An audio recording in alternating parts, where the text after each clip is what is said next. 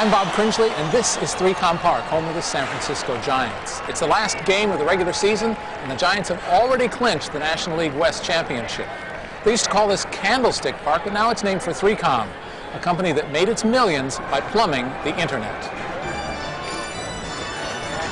Now, thanks to the growth of cyberspace, their bits and bytes have bought them the best bats and balls.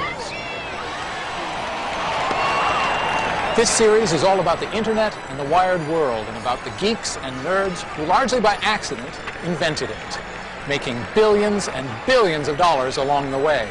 And that's all it takes to put your name on a ballpark.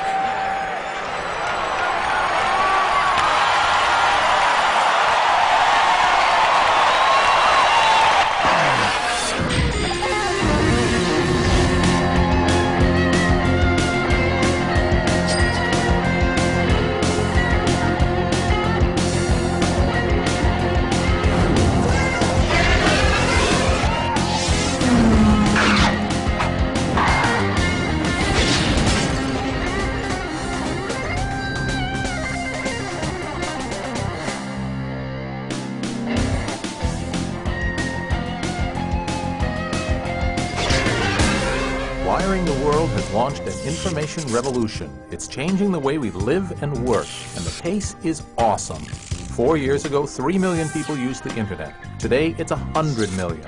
By the year 2005, it could be 1 billion.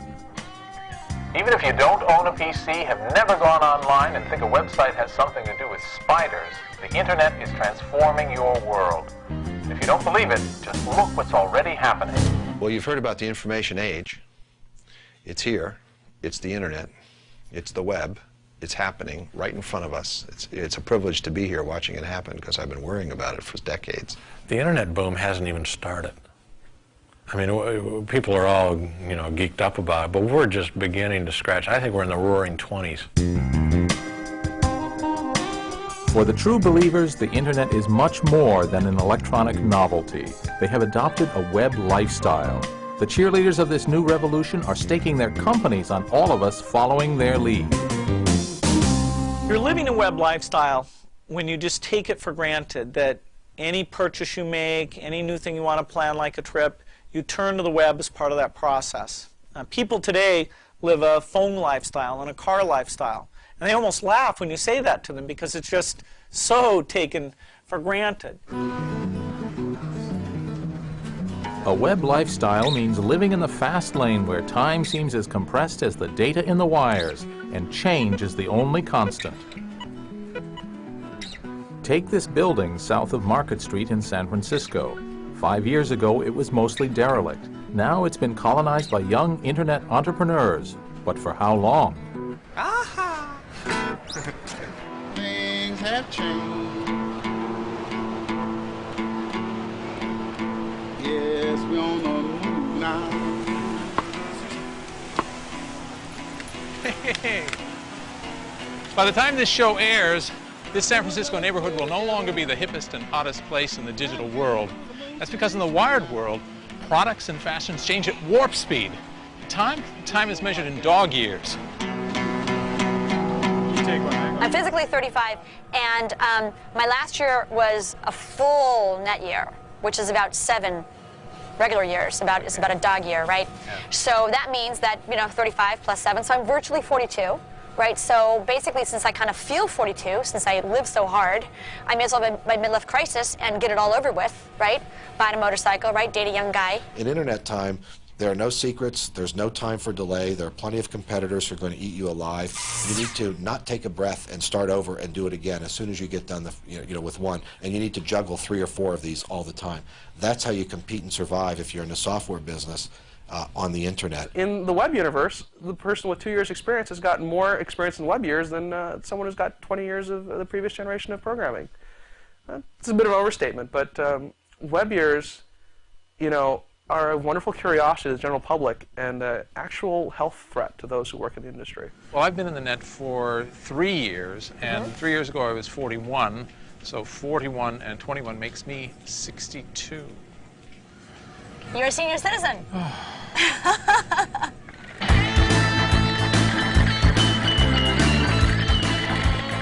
Today's kids are growing up wired. The information revolution is just part of everyday life. 70% of American schools now have access to the internet. Take Edwin Chu. I first met him in 1995. Even then, he knew exactly where he was headed. What do your friends think of you? Boy, he's a nerd. Yeah, but I don't mind. I'm used to being called a nerd. Can't have other people stop your dreams. Hey, Edwin. Hi. Hey, so nice to see you again. Good to see you. So Edwin is an inventor. He's made a laser pointer from a dental floss box, and he's designed the GoPed. It's a combination of a go-kart and a moped, because a moped has 2 wheels and a go-kart's got 4, and this one's got 3, and it's right in the middle. And it's a GoPed. GoPed. The front end of this looks like some sort of... That was my sister's old tricycle. She never used it. I made it into something actually useful. Edwin was born in 1985 in the PC generation. His talent for technology may make him a future entrepreneur, but otherwise he's a typical American teenager. His world is being shaped by the internet and the web at a pace you have to experience to believe. Yep, this thing's fully charged and ready to go.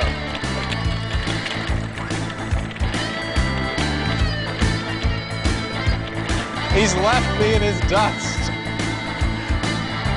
Yo, Edwin. He's gone. He's gone. Nothing illustrates the incredible rate of change in the internet better than the story of 6 young guys I first met with 4 years ago in that garage. Straight out of Stanford University, they started a company then called Architects, and I've been coming back every year to watch them grow. And have they grown? The company, now called Excite, is worth more than $1 billion. Let's flash back to that first meeting in 1994. It's hard to look beyond, we need a demo, and we need it now. Usually at the core, there's one guy with minimal social skills, but just amazing brain. Yeah, he's got. He has great social skills. Oh, he has great social skills. Here you are. Well, how's it going? It's going great. How is it like working with these semi-incompetents? They're all quite competent, and it's a lot of fun. How much so far has this all cost? $2,000 maybe? You still have money in the bank? Oh yeah. Yeah. We're frugal. We're really frugal. It's amazing. That's why the rice. That's the rice. Exactly. I'll return to the Architects boys to see how they get on, but already they were smart enough to see that information technology was going to be a big business. The PC was the largest single legal creation of wealth we've ever seen on the planet, so I figure right now we're into year 3 of the web, and by my calculation, the new companies, not the existing ones, but the new web companies, are worth more than $40 billion. And that's 4 times what the PC companies were worth at this point in the decade of the PC. This is not a hula hoop, it's not a fad.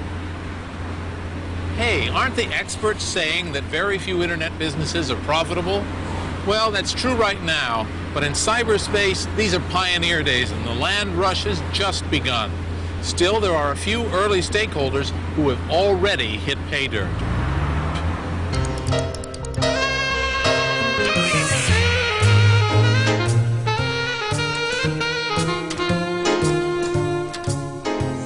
Maybe it was inevitable that the first moneymaker on the internet would be sex. After all, that's what got movies and videos started. Welcome to the peep show for the information age, a new take on an old trick.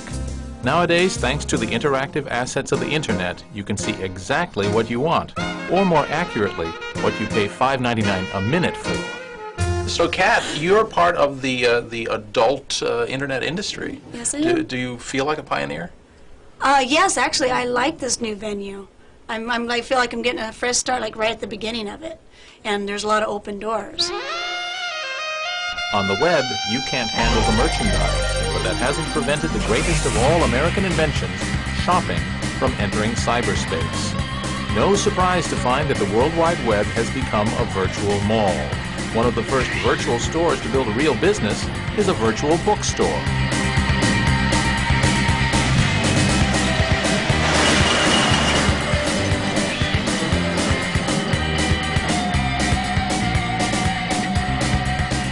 This is Amazon.com, the brainchild of Jeff Bezos. He figured out that books were the ideal internet product because you don't need to touch before you buy. So Jeff rented a giant warehouse in Seattle, hired a bunch of Generation X bibliophiles, and ships the books which customers order from Amazon's website. So far, Amazon hasn't made a profit, but it's valued at more than $1 billion. Clearly, a lot of investors think Jeff's internet idea is hot. There's a sort of a fundamental irony that we're using bits to sell atoms. And yeah, it's a little wacky. But it works, and it's extremely efficient, and people recognize the value. A year after we visited the architects' boys in their grungy garage, they'd gone through the VC experience and moved into a real office. The boys were a year older and 5 years wiser. Working 100 hours a week can do that to you. The venture capitalist who backed the architect's dream was Vinod Khosla. Now, what made me spend $5,000 or $10,000 on 15 minutes on 5 guys, or really 2 guys, Joe Kraus and Graham Spencer, who I was meeting for the first time, who had never had a job, never had any success, had completely crazy notions of what applications they wanted to pursue. There was something about them that said to me, they are good entrepreneurs. They were good listeners, they were good debaters, they were thoughtful about my comments, they didn't give in to everything I said, they didn't disagree with everything I said. And I really liked the vibrations, the vibes. They were really good vibes. These are the 5 sentences that are statistically most relevant to the document. A mote it is to trouble the mind's eye. That's pretty deep. Let's leave Graham for the moment. Summarizing Shakespeare has its uses, but the web has a lot more to offer, like replacing the post office and the telephone. The web is incredibly exciting because it is the fulfillment of a lot of our dreams that the computer would ultimately not be primarily a device for computation, but metamorphosize into a device for communication. And with the web, that's finally happening. And secondly, it's exciting because Microsoft doesn't own it, and therefore there's a tremendous amount of innovation happening. Welcome. You've got mail.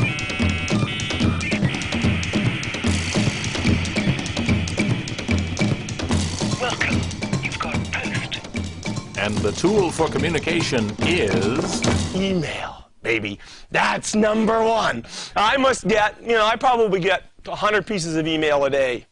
But at least 30 of them nowadays come from outside. They come from, hey, but I haven't seen you since you and I were in school together in 5th grade in Belgium. Do you remember me?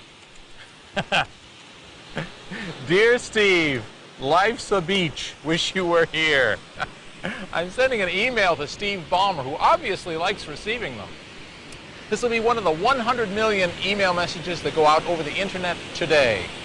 Email is the information revolution up close and personal. For more and more people, it's the way to communicate. You can send everything that you would put in a telephone conversation or a letter, and usually do it faster, cheaper, and it's global. There, that saves a postcard. Thanks to email and computer bulletin boards, the internet has created virtual communities, far-flung groups of people with a shared interest.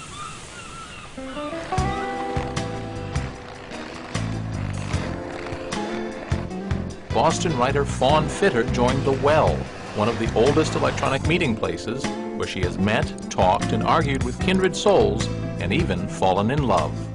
I had this computer, and I went out and bought this modem, and I got online, and I was just blown away. Absolutely. Because I realized that here was this literally community of, at the time probably about 5,000 people, who were not just talking about sex or trying to pick each other up or whatever, that they were having actual conversations about actual things that I was interested in. I will confess that when I first got online, I had a little cyber fling, and the thing about online romances is that because you aren't actually with the person, you can project anything you want onto them. And then when reality slaps you in the face, it can either be a real wake-up call or it can work out wonderfully. I was just blown away by the style and fluency of this person's written communications. And then when we met in person, it just became apparent that he wasn't quite as fluent with emotional interchange. I'm not slamming him. He's a good guy. He's just not the one for me. And I don't think of having met him online as being all that very different from having met him at a party or in a bar or through a personal ad or rollerblading down the sidewalk.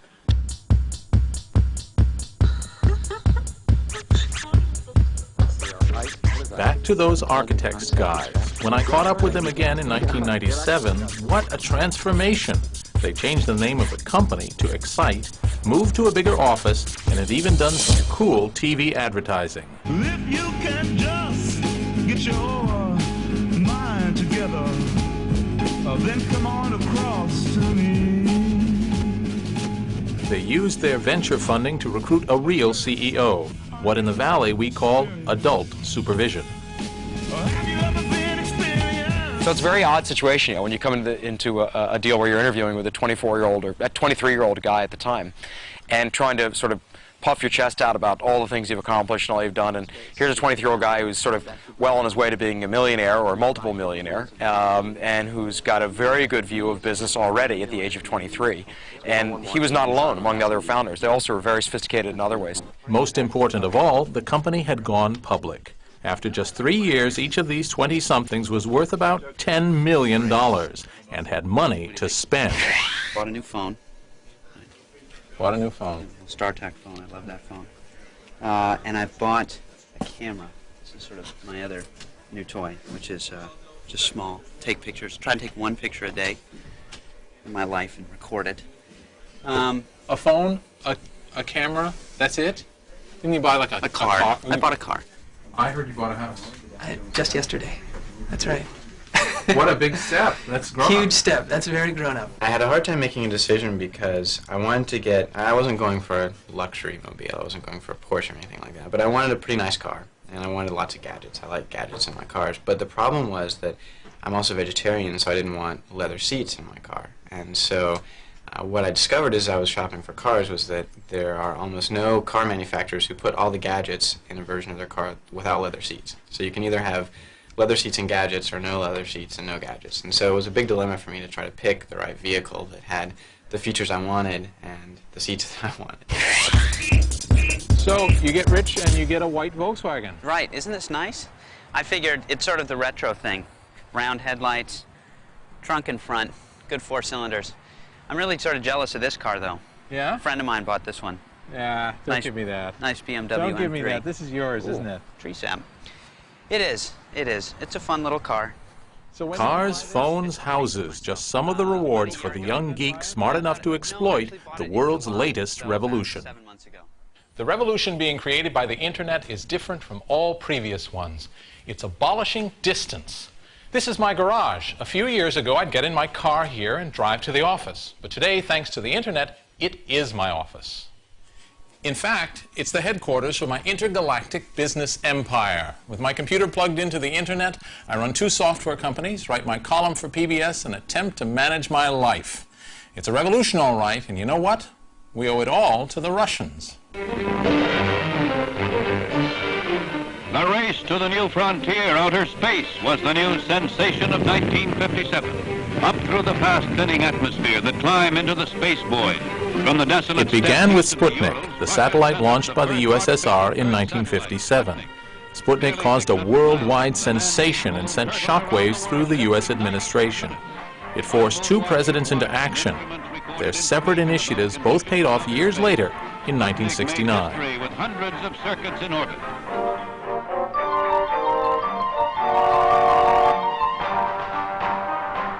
President Eisenhower created an agency called ARPA to fund high-powered scientific and space research. Being an Army man, he made the Pentagon responsible. So, obscure academics suddenly found themselves on the Cold War's front line. The money we spend yearly without putting a single weapon in our arsenal is $5.2 billion. It created a considerable stir. It was clear that the area that we had chosen to work in was going to get more attention. And science, for a long time before that, had not had a particularly good name. It had not been a big deal. And I think there was a sudden realization that it maybe was important after all. All pre-start power lights are correct. The ready light is on. President Kennedy's challenge to the Russians was to commit America to putting a man on the moon. He gave that project to NASA, the civilian agency. By now, it had taken over from the Pentagon responsibility for space research. Godspeed, John Glenn. 10, 9, 8, 7. I believe that this nation should commit itself to achieving the goal before this decade is out of landing a man on the moon and returning him safely to the earth.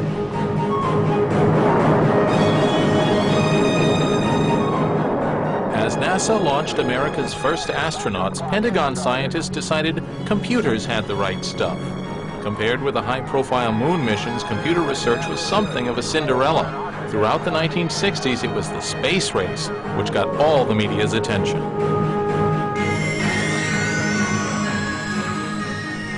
The computers of the 60s were the size of small apartments. Their use was strictly rationed, and only a few people got anywhere near them.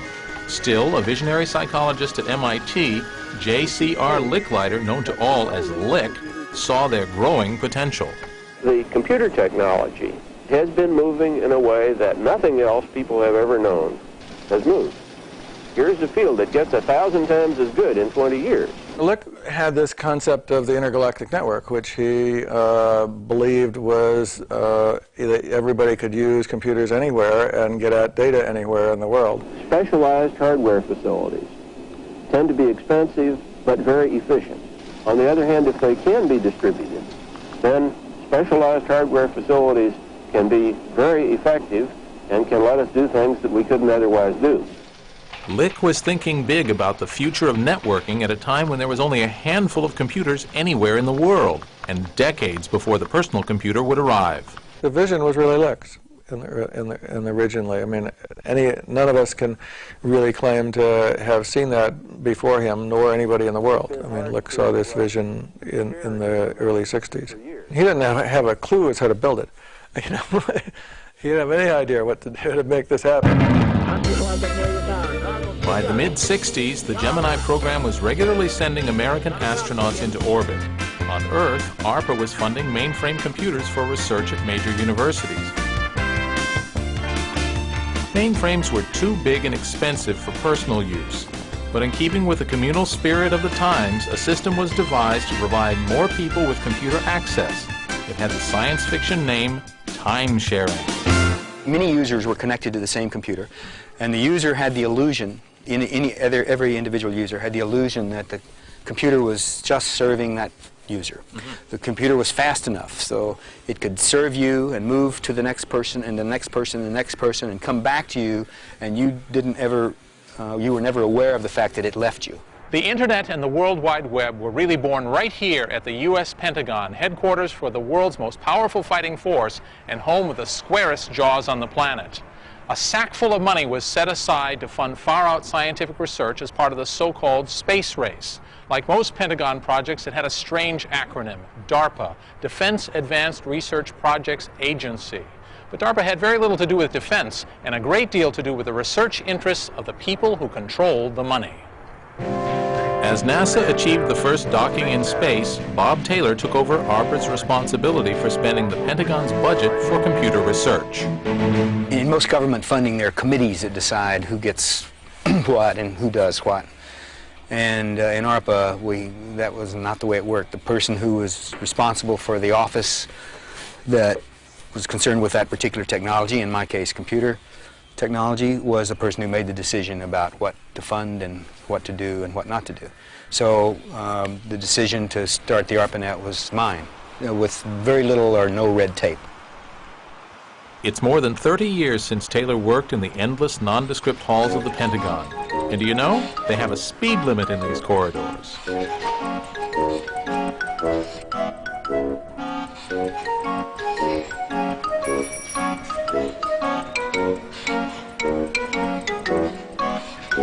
A long way from Silicon Valley, light years from the Silicon Valley way of doing business, the campaign to build a national computer network began here. We're going to what was Bob Taylor's office, where the word went out to start wiring the world. Oh.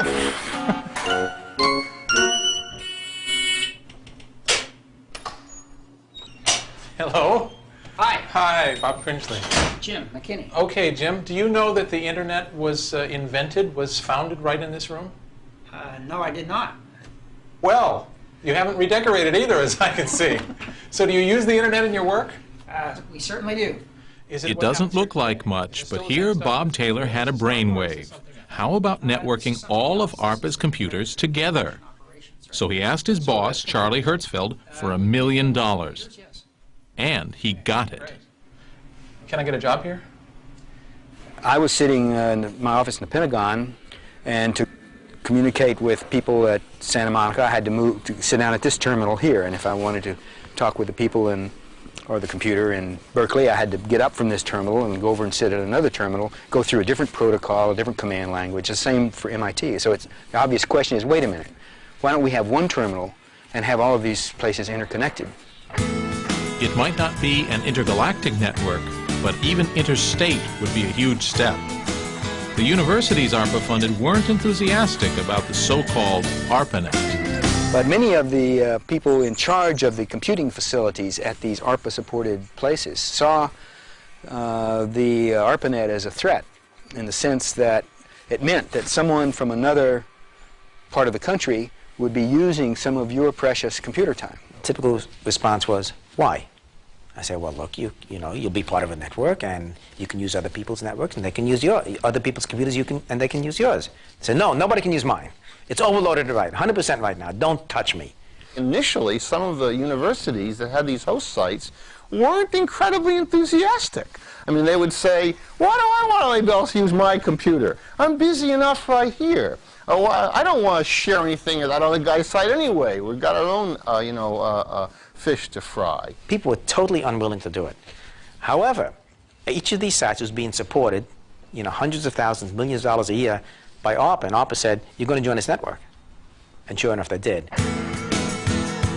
In 1968, the Apollo program succeeded Gemini and lunar missions began. Meanwhile, Bob Taylor was pushing his plan to link ARPA-funded mainframes at UCLA, UC Santa Barbara, and Stanford in California, and the University of Utah. So ARPA issued a request for quotations to 140 technology companies. The brief was to invent the first ever digital computer network. Time for the Cringely Crash Course in Geek. That's modern geek, not ancient. Every revolution brings its own specialist vocabulary. I bet Alexander Graham Bell spent entire dinner parties explaining dial-a-joke. Well, the information revolution is no exception. It's brought whole new meaning to words like digital, packet, protocol, and browser. The key word is digital, and we can blame computers for that one. A computer is just a box of switches, and switches are either off or on, represented by the numbers 0 and 1. Any information, no matter how long or complicated, coming from a computer can be represented by a string of those two digits, 0 and 1.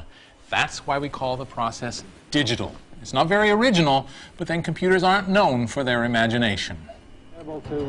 Larry Roberts was chosen to draw up the request for quotations. He was an MIT computer scientist who became the chief architect of the ARPANET.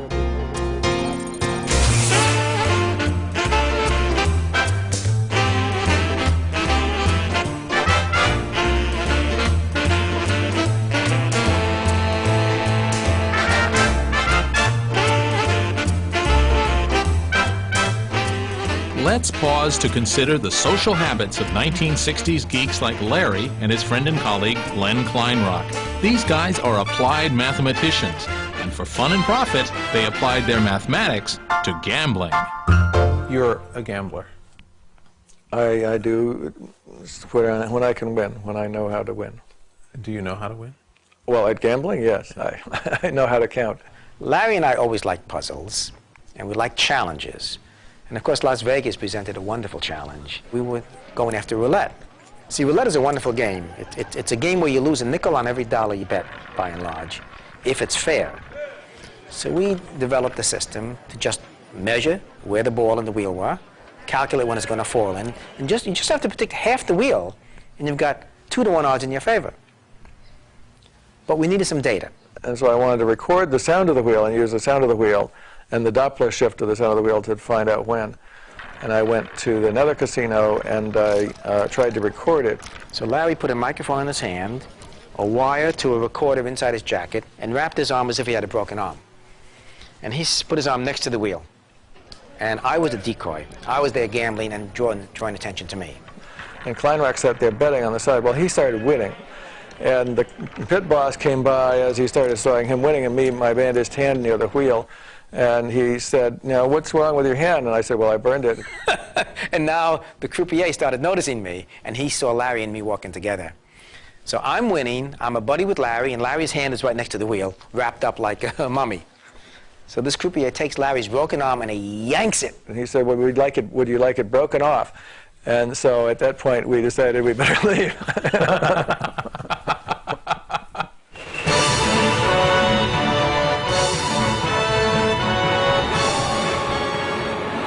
George, can I drive it? Oh, sure. We let all our passengers drive the dock. Out in the open water, sure.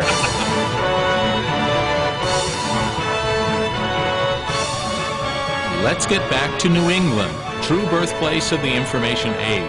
Not only is this the home of Captain Bubblehead and his amphibious assault craft, but in the 60s it was the hub of advanced computer research.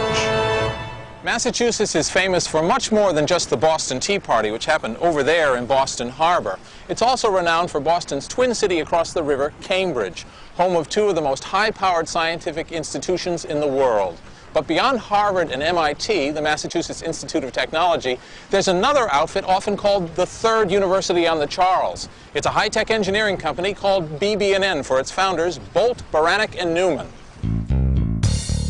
In 1968, BBN was ready to take its place in networking history.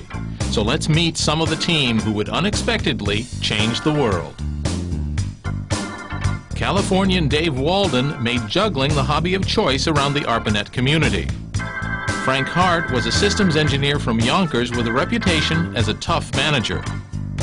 Severo Ornstein, musician and rock climber, later founded Computer Scientists for Social Responsibility. This outfit was ready for the challenge issued from the Pentagon. BB&N was aware for some time before that a bid was, a request for proposal was coming. Bob Kahn in particular, who was one of our team, was aware of that. BB&N put together a team of people to get ready to bid. So in fact, we were working on the bid before the request for proposal came out. Planning, thinking, doing designs. So when the actual request for proposal came out, in some sense, it was like doing the design a second time. It seemed we could build it, and I went in and told Frank, in words which I guess have become somewhat immortalized, that sure, we could build it, but I had no idea why anybody would want such a thing. Christmas 1968. The Apollo 8 astronauts became the first men to orbit the moon. God said, let the waters under the heaven be gathered together into one place, and let the dry land appear. And God saw that it was good.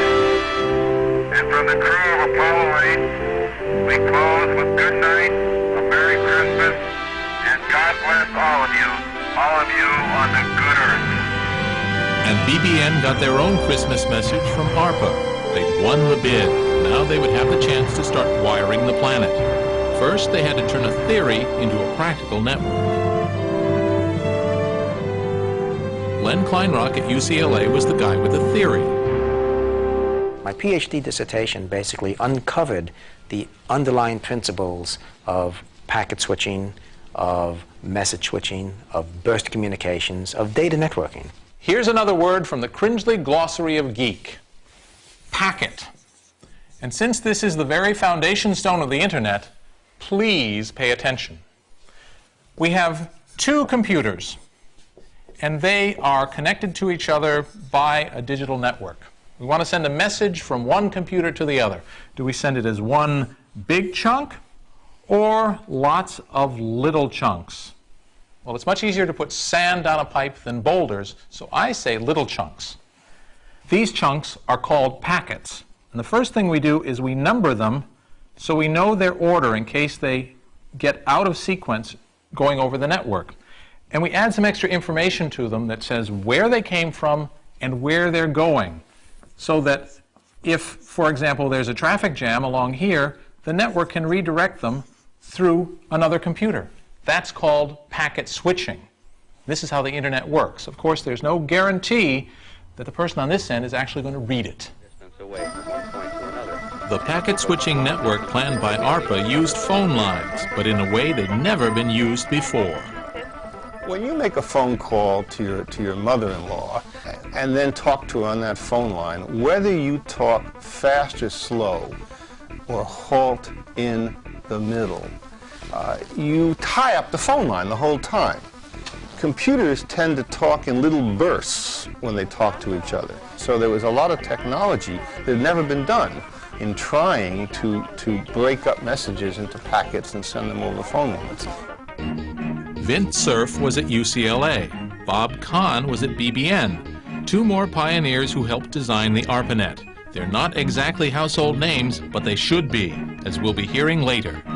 There is an electrical linkage, an electromagnetic linkage between your telephone and the other one, which stays up, fully connected, until the conversation is over and one of you hangs up. It would be the equivalent of, in order to drive from, let's say, Washington, D.C. to Los Angeles, having to reserve the whole road, you know, for you to make the trip, and it's not a very efficient use of the road space. To build a network linking mainframe computers over telephone lines, in the 1960s there were two monster companies you'd expect to be involved. But both AT&T and IBM declined to bid. When I asked AT&T to participate in the ARPANET, they assured me that packet switching wouldn't work, so that didn't go very far. The telephony attitude, I hope my phone doesn't get cut off. The telephony attitude is not very compatible with packet switching. What is the telephony attitude? Well, the telephony attitude is we're going to guarantee certain capacities. It's about guaranteed levels of service.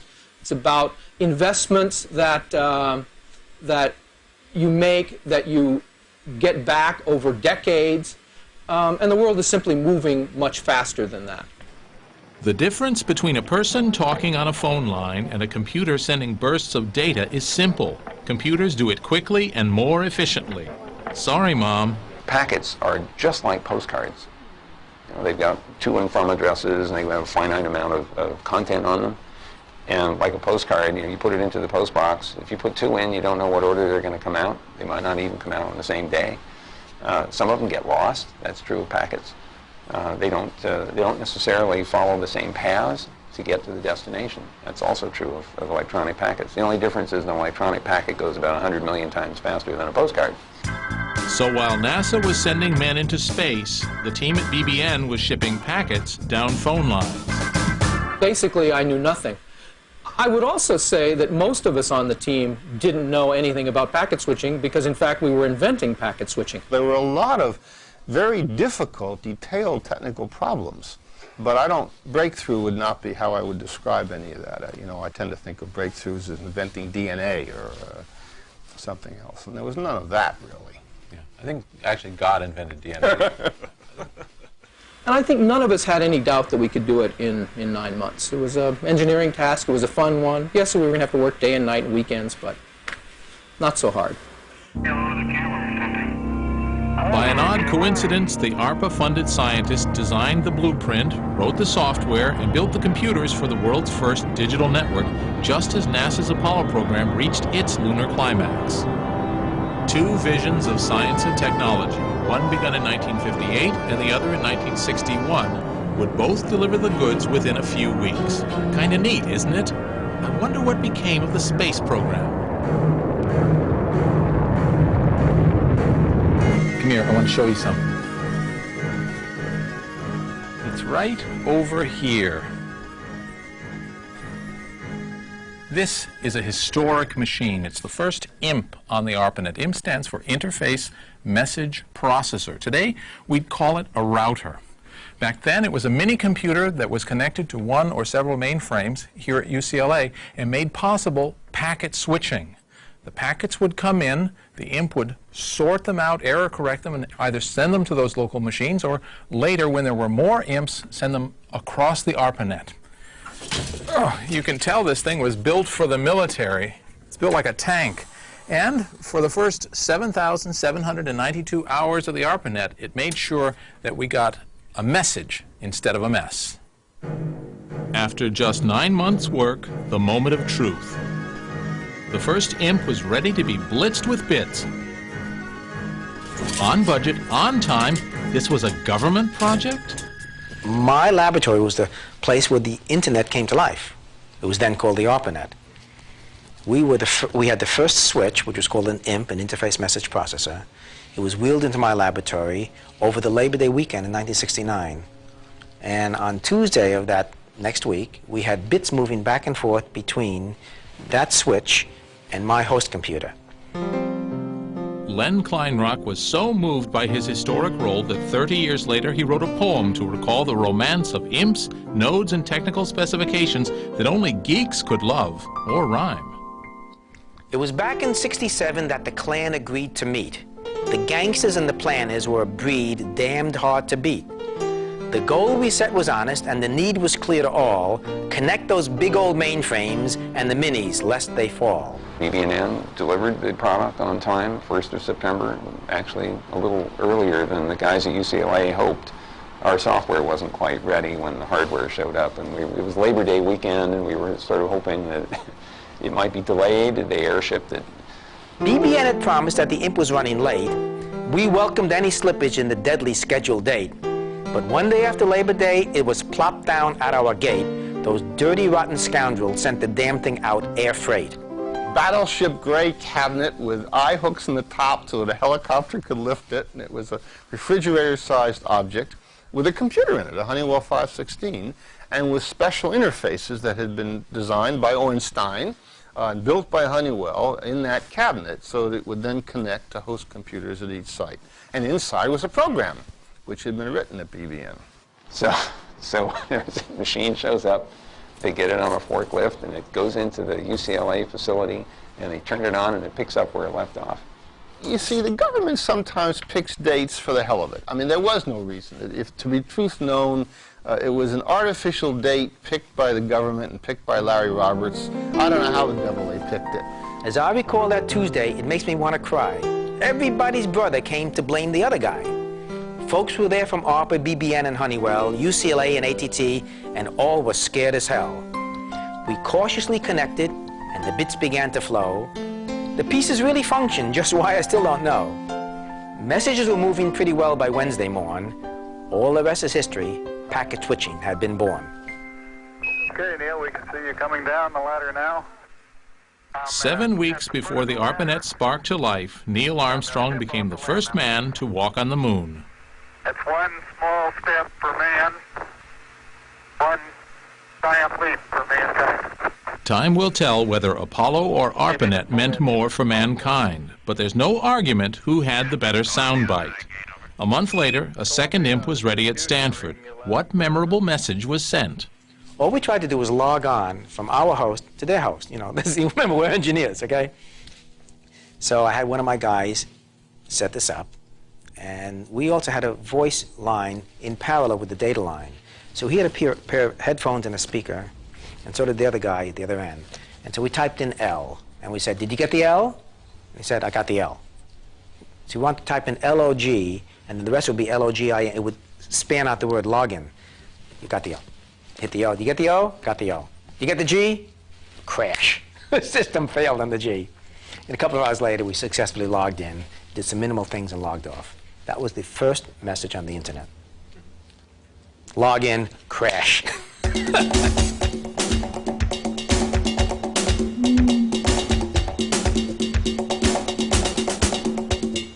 The ARPANET was born at a tumultuous time on campus. You were more likely to meet hippies than hackers. Some hippies were hackers too, and thought computers could be used to change society.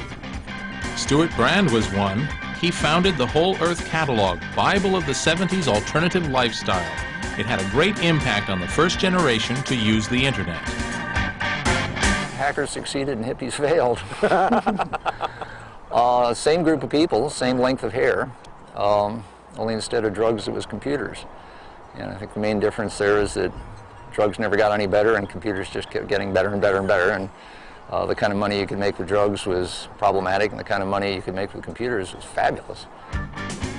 Ted Nelson was another visionary who grasped the potential of computer networking in his book Computer Lib long before it was technically feasible. It's not that I claim to be smarter than other people, it's just that most technical people don't understand the creative process, don't understand the problems of ideas, and of evolving ideas, and of the representation of ideas, and the evolving representation of evolving ideas, and the intercomparison of the evolving representation of evolving ideas. And that's the issue.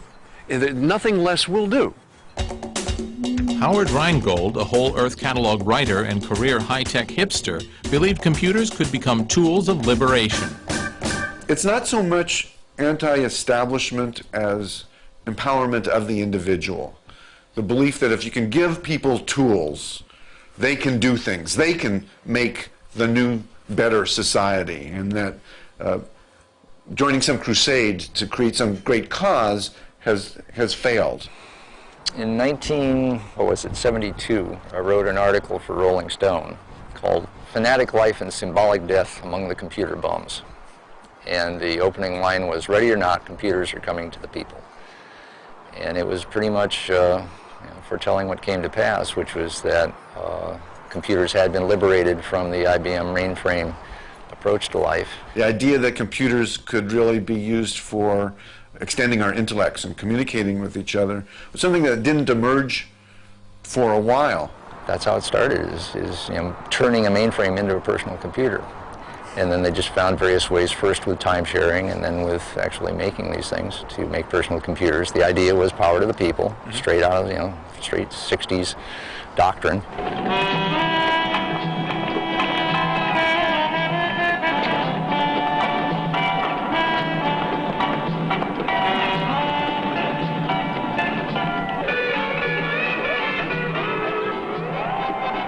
Advances in computer networking weren't limited to the mainland. Scientific experiments in Hawaii couldn't be easily connected by phone lines. The solution was to use radio.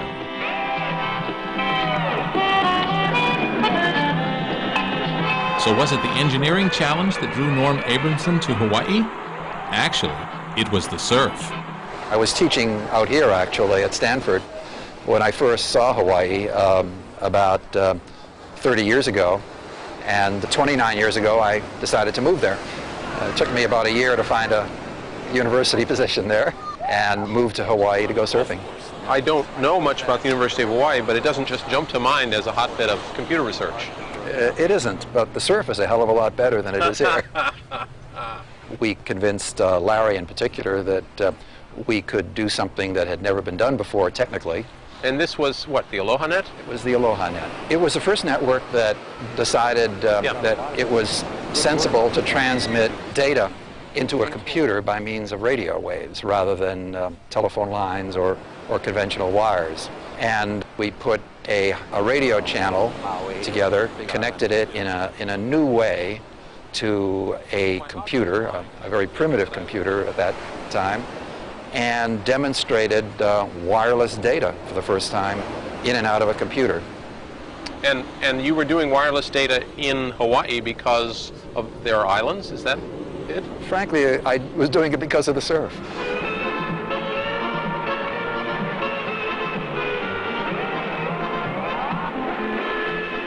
By 1970, packet switching networks were running on phone lines, radio, and satellite over long distances on land and across the oceans. It was, theoretically, international.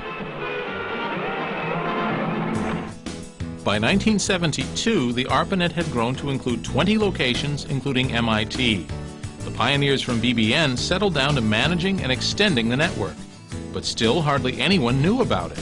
So Larry Roberts at the Pentagon decided it was time to let the world know that ARPA had invented the future of computing. I had Bob Kahn organize this huge show for us of the network, where we had dozens of network terminals, and we had an imp on site in the hotel in Washington.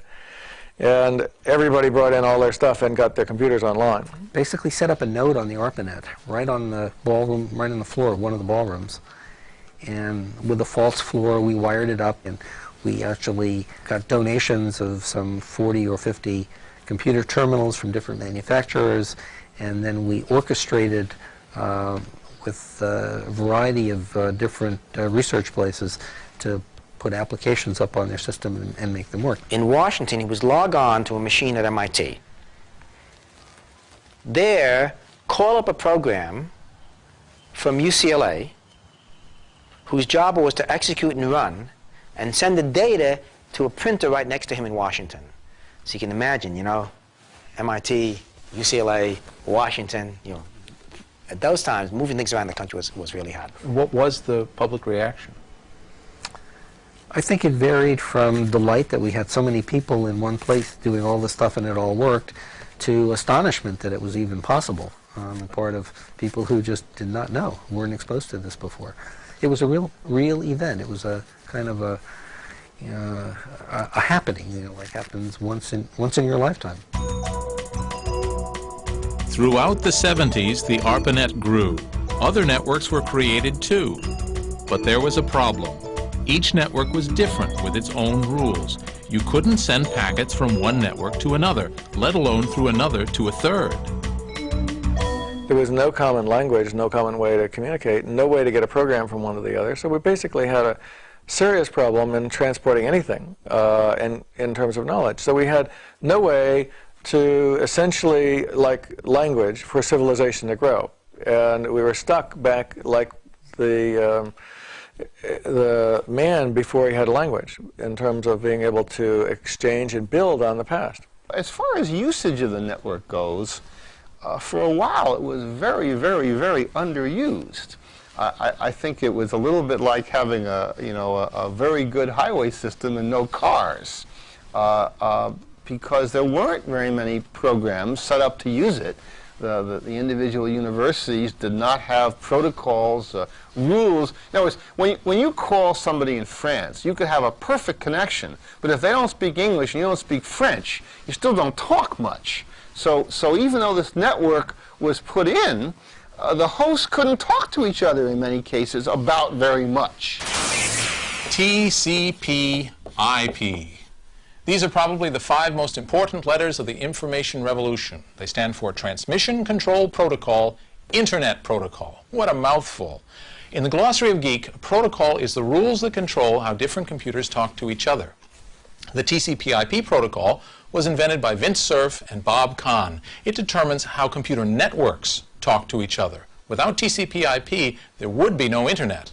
What an achievement, and yet such a name. They could have named it WOW or KISS, but TCP/IP? Bob and Vint decided to work together to crack the problem.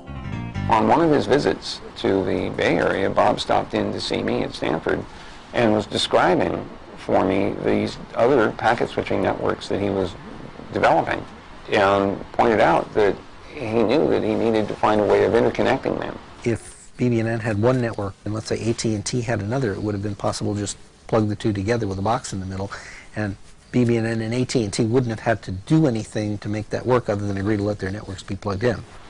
And so we began to think about the question of protocols that would allow such an amalgam of networks to interwork.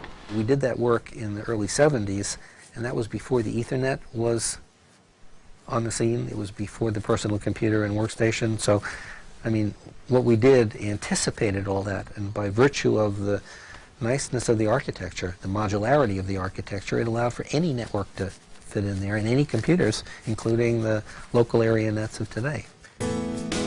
Their seminal paper was published in May 1974.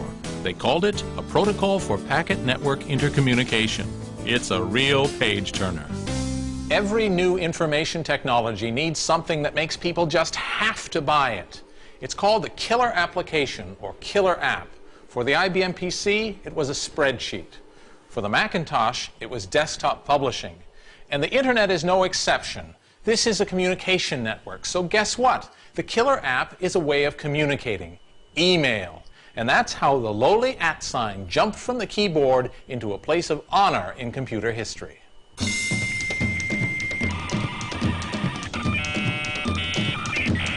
Electronic mail was also invented at BBN back in 1972. A program for sending files was adapted to carry a mail message between two mini-computers. Ray Tomlinson is modest about his invention. It was just a hack. And the next step was to get other people to try using it, because so far I'd only sent mail to myself first and then to the other people in my group. Ray's hack has driven networking for a generation. One of the first applications we put on the system was from Ray Tomlinson's network email. As soon as email came on, it took over the network. But it was hard to believe that that was going to be a major use of the network. It really was. That was not what had been touted in the first place, that sending messages back and forth from people, from person to person, was going to be a large use of the network. It was hard to believe for a long time. People-to-people communications was what excited people. You know, machine to machine or human to machine was not all that exciting. And where did that icon of the internet, the little @ sign, come from? Credit Ray for that one, too. I looked at my keyboard on a Model 33 teletype. The one that was most obvious was the @ sign, because this person was at this other computer. In some sense, he was at it. He was in the same room with it anyway. And so it seemed fairly obvious, and I just chose it. But with email, you know, you could communicate with a lot of people very, very quickly. Sometimes in the middle of the night, it made it possible to start to move things around that you wouldn't have thought about, dealing with people in different time zones. And so it really caught on quite a bit. So you're the guy who invented the use of the @ sign in email addresses. So Yes. I'm bob@cringely.com. Mm-hmm. So I can thank you. Well, thanks a lot. A lot of people have said that, especially with the advent of junk mail. And of course you now have infinite wealth. No. No? No. And how does it feel to have changed the world? Oh, it feels wonderful. I think it's incredibly exciting. I think that it's the kind of thing where now you go down the street to your neighbors who never knew what a computer was in the days you were doing this, and they're all of a sudden experts at using the web, and I think that's a lot of fun. So no, it's quite nice.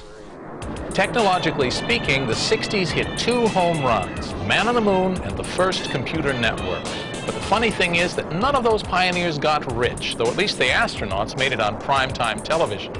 As for the geeks who invented the ARPANET, who laid the foundations for the information age, zilch. Neither fame nor fortune. It took the invention of the PC before someone hit the jackpot, and what a jackpot it was. But that's for the next part of our story.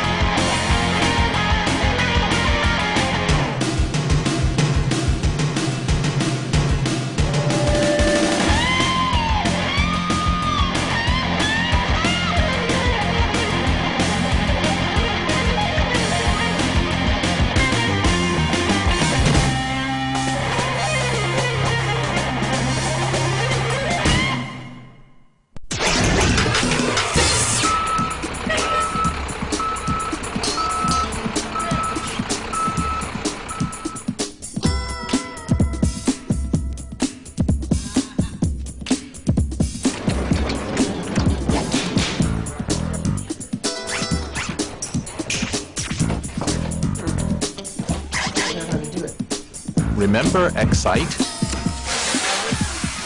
By March 1997, after 3 years, they'd gone from hacking code in a garage to become an internet media company. Revenues from advertising were into the millions, and they'd outgrown office number 3. Time for another move. 3 years ago, we visited with 6 kids in a garage working on their dream. Starting with $18,000 and a bag of brown rice, they built Excite into a company with 200 workers worth $250 million. And this is just the start. It has to be, because in the world of internet business, the rule is grow or die. see, we moved from the garage to the dining room. We moved from the dining room to an office, about 5,000 square feet. We moved from that office to this office, about 12,000 square feet. And now we're moving to our final resting place. I wouldn't have even guessed that we would have moved into the Garcia office that we were at, the 2,000 square foot office with little dingy cubes. So that was a step up for us. And then to move in here and then to move into our very own building, it's just a surprise.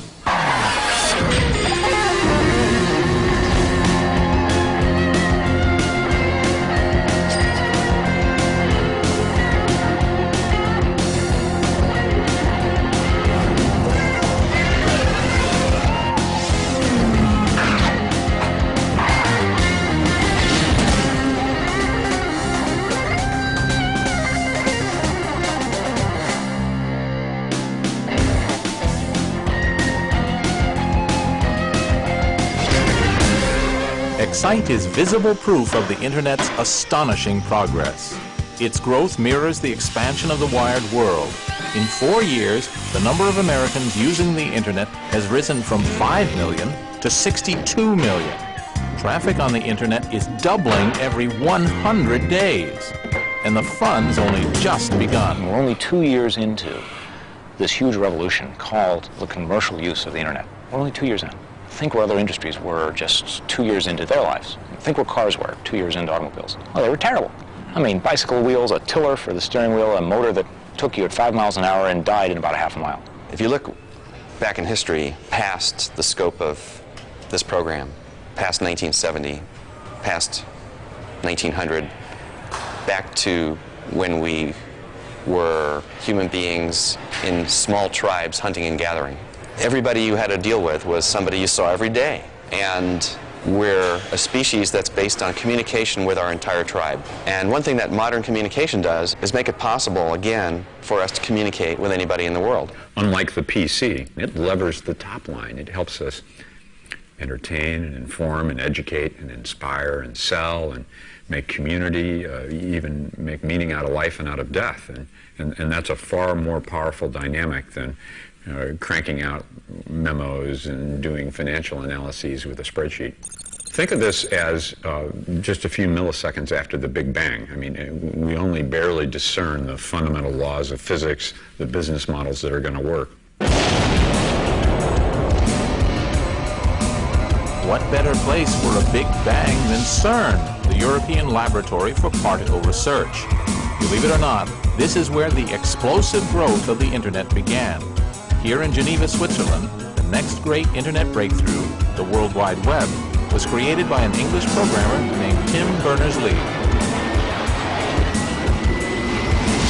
There was always different sorts of people from different countries who brought different sorts of computing equipment. And so CERN was at the forefront of making gateways for file transfer exchange so that you could get files from different sorts of computer, email exchange so that you could get email from the proprietary systems to cross borders and go into another proprietary system. And although I wasn't involved with that, that was the spirit. There was a lot of networking. Despite all this networking, there was no simple way for CERN scientists to retrieve information from each other's computers. In fact, it was exactly like the Internet on a small scale.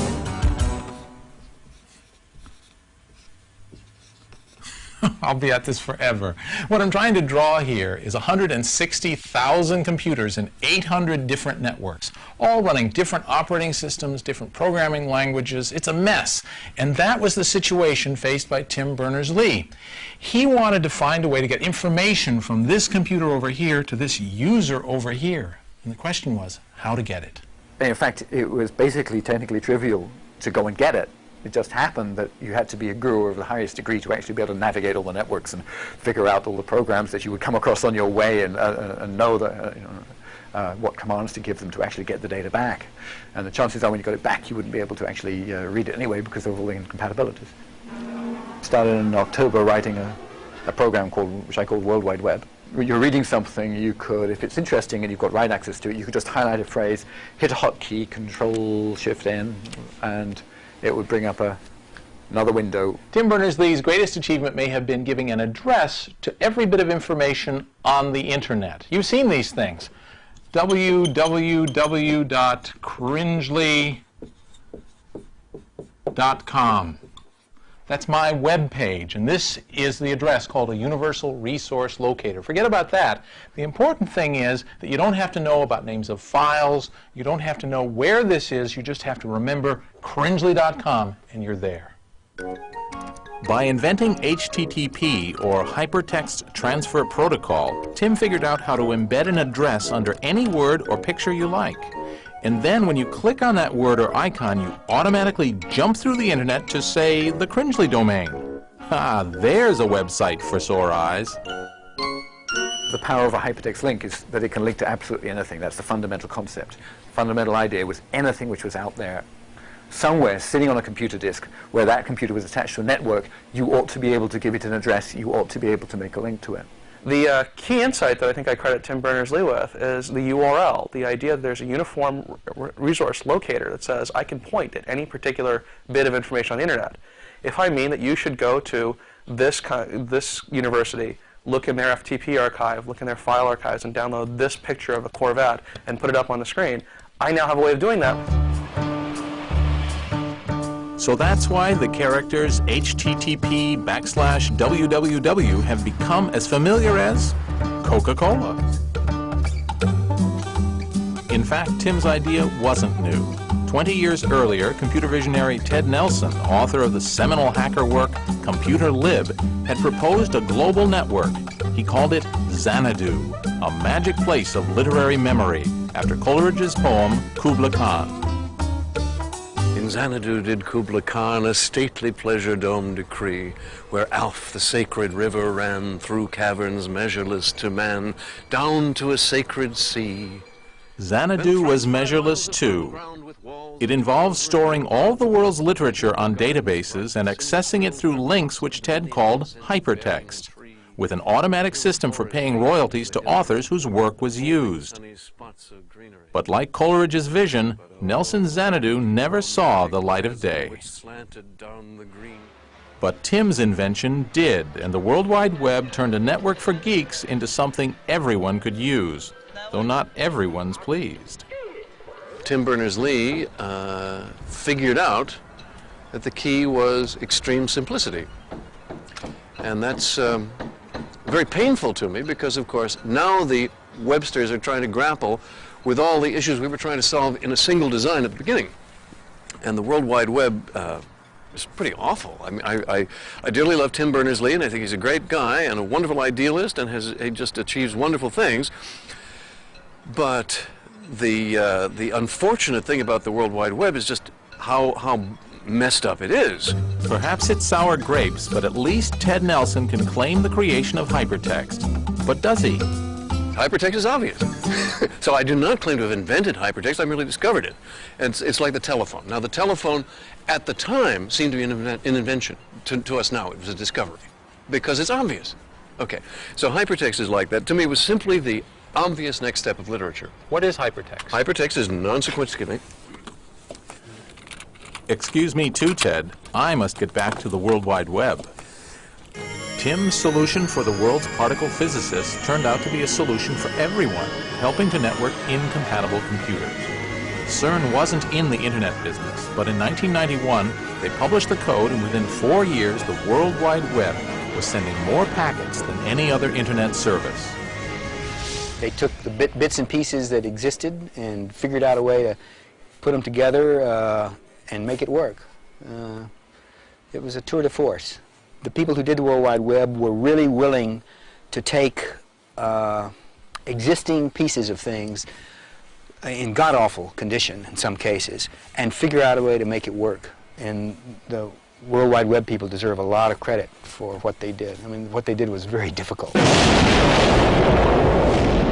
The web is a success precisely because it is not a monolithic new software product. You don't get Web 9.0 in the mail on CD-ROM. The web is a collection of a whole bunch of small technologies that fit together because a couple dozen people all thought about how they'd work together cool. And they're all being evolved constantly in real time by thousands of people around the world, and there isn't any central release. You can't go anywhere to go buy a copy of the web. The fact that the World Wide Web did work, I find is not just exciting for itself, but exciting for the whole idea that you can have an idea, some idea, and it can take off and it can happen. It means that sort of dreamers all over the world should take heart and not stop. The web was a huge step toward wiring the world, but more changes were to come. One of these happened far from CERN and far from Silicon Valley, too. It happened here. U.S. government money made possible the ARPANET and the Internet. But there was a catch. There was no commerce allowed on the net. When this restriction was finally lifted, it wasn't Bill Gates or any of the other digital titans who turned the Internet into a commercial marketplace. No, it was the folks on the Hill, the custodians of capitalism. It was Uncle Sam. Roll the drums and sound the trumpets for the congressman from Virginia's fightin' 9th District, the Honorable Rick Boucher, who in 1992 amended a law. Here are the historic words which made all the difference. This future ubiquitous network for voice, video, and data communications of all kinds will connect homes, schools, and workplaces. It will constitute an essential ingredient for our future economic competitiveness and will open new worlds of information and services for all of the nation's citizens. This is Congress speak for you may now buy and sell things on the net. What made it easy to do so was one more software breakthrough. Time for another word from the Cringely Glossary of Geek. This word is browser. It doesn't sound like much, kind of a laid-back word, but there's nothing relaxed about the browser because it changed the face of the Internet. Here's how the Internet looked in the 1980s. Lists of text. This is Stanford University, but you'd hardly know it from looking. It's not very user-friendly. It's actually hard to find what you want, and frankly, it was mainly a tool for nerds. And then came this, an attractive, easy-to-use shop window, a gateway to the riches of the Internet. This is a browser. And just as the Mac made a PC into a computer my mother could love, the browser opened up the Internet to everyone. It was not at Stanford, but on a Midwestern campus that the second great innovation of 90s Internet technology took place. Here, a bright kid named Mark Andreessen was earning minimum wage at nights, writing code in a supercomputer center at the University of Illinois. His prototype browser was a piece of software called Mosaic. We ended up sort of in the middle of the night starting this project that we called Mosaic. What we were trying to do was just put sort of a human face on the Internet. The Internet at that point was a tool for researchers and scientists. For years, Bill Joy had been telling me that someday we'd back a 21-year-old kid who would write software that would change the world. And lo and behold, sitting in my office is this 23-year-old, not a kid. I mean, he's a very mature, hulking, young executive. And Mark said this software is going to change everything. For me, this whole thing started exploding with the invention of the browser, Mosaic, because suddenly the Internet was accessible to the average person through this rich graphical interface. You didn't have to know these arcane protocols. You didn't have to be a nerd anymore to access the Internet. Mosaic put a face to the web. And Mosaic plus the web then finally gave us a way to express to the non-technical person what all of us in computing knew was the tremendous value of having networks interconnected. And now everyone's a webhead and everyone's excited about the web. Those ideas have been present for 20 years, but it took a killer application, clearly Mosaic. Mark's Mosaic browser spread across the Internet like wildfire. It brought him to the attention of an ex-Stanford professor who had already made millions from one startup and felt like doing another, Jim Clark. I said, look, if you can recruit all of the guys, every single guy who helped you write that program, then I'll put my own money in it and we'll just start a company and figure out some way to make a business out of it. And that's exactly what we did. I put $3 million in. We flew out to University of Illinois 4 days later, signed them all up. After a brief tussle with Illinois over the Mosaic name, Jim and Mark's new company became Netscape. Their product was a Mosaic killer Navigator. Jim's plan for the company was, well, minimalist. But my attitude was, if 25 million people are on the net today, 1 million of them are using Mosaic. This was, bear in mind, April '94. And we can displace Mosaic. There's 24 more million people who would like a product like this, presumably. And the market, the size of the net was doubling roughly every year and a half. So I meant by the time we had our products in the marketplace, it would be 50 million people. So you've got to be able to make money with 50 million people. using your product. And that was the sum total of the business plan at that time. It didn't take a rocket science to figure out that there was a big market here. And we had one meeting with Jim and Mark after that, decided to invest, and then set about on a crash program of 120 days to hire 4 vice presidents and a world-class CEO and get the Netscape product shipped. Well, fortunately you had the money. Fortunately, I had the opportunity. The money was easy. It was knowing the opportunity and recruiting the people. Well, in about a year and a half's time, we had 65 million users. The most rapidly assimilated product in history. In other words, no one had ever achieved an install base of 65 million anything. In fact, I don't know if anyone had ever achieved that kind of install base in anything except perhaps Microsoft. So, and Beanie Babies. And Beanie Babies, okay.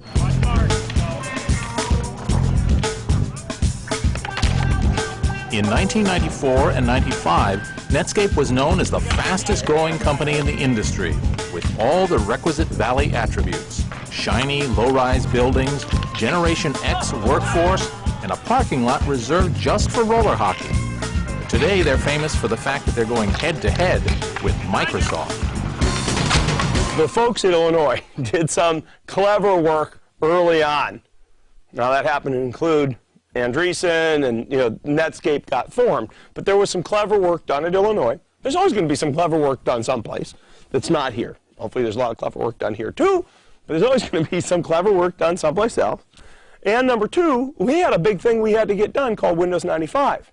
And while we managed to get a browser done and built in because we weren't asleep, it didn't get the same kind of passionate forward, 100% focus that we love to give things, because we had a lot of that focus already into doing the basic job of Windows 95. And so a little bit of cleverness and a little bit of sort of other priority was all it took to create a window.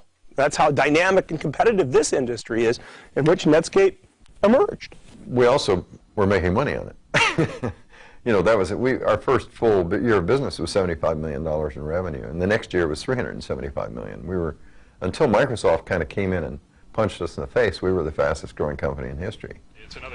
With his Navigator browser dominating the internet, these were sunny days for Mark and Netscape. The storm would come later.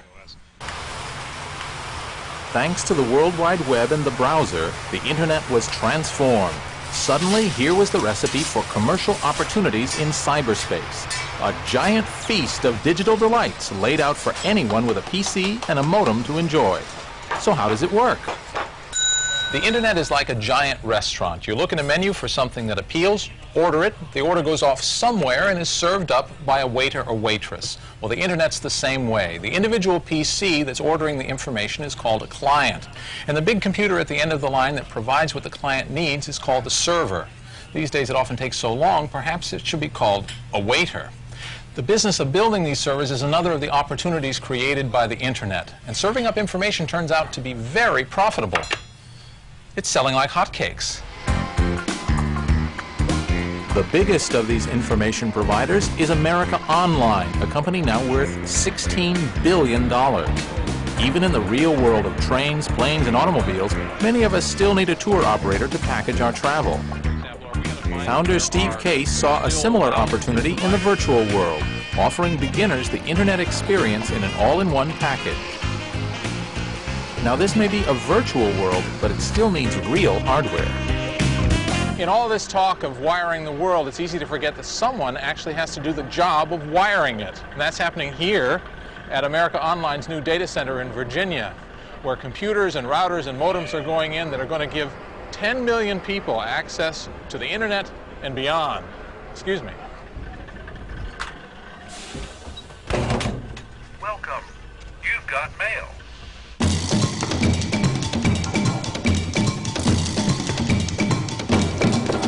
In 1982, bought my first computer and wanted to hook it up and be part of this online world, and went to great lengths to make that happen. It took many months, hundreds of dollars to get the modem to work with the software, to work with the cable, to work with the computer, to actually connect to this world. So it was very frustrating. At the same time, I found it kind of exhilarating that I actually got it to work, and I was able to access information and talk to people all around the world from my little desktop in Wichita, Kansas, which is where I was living at the time. So I thought the whole thing was really quite magical. And the companies that are leaders in making that happen and popularizing that concept for a mainstream audience, I think are going to be very, very successful. And we'd like AOL to be, in this new interactive world, what AT&T was in the telephone business 100 years ago, or Microsoft has been more recently in the software business. There's a big opportunity here. Oddly enough, Microsoft wanted to be the Microsoft of the online market too. But for a change, Microsoft didn't succeed. The Microsoft network was our decision to get into the online service business. We thought that for people at home in particular, this would be explosive. And we very much believe that to this day. Electronic mail, staying in touch with your friends, seeing what's going on in the local community, getting up-to-date news, and having that be nicely packaged with chat sessions and neat new software features. We saw a market for that. Even I made a foray into this marketplace. Back in 1994, Apple Computer created an online consumer service called eWorld. One of its notable attractions was the columnist Robert X Cringely. At the time, I made this bold statement. So my job on eWorld is to create controversy and therefore get a lot of people talking over the electronic back fence. Impressive. eWorld went belly up, though Apple fights on. And me? Why do you think I'm schmoozing with the guy who runs America Online? He has 10 million subscribers already, but 80% of Americans aren't wired. That's what I'd call an opportunity. There are more users, more websites, and more data sources joining the internet every day.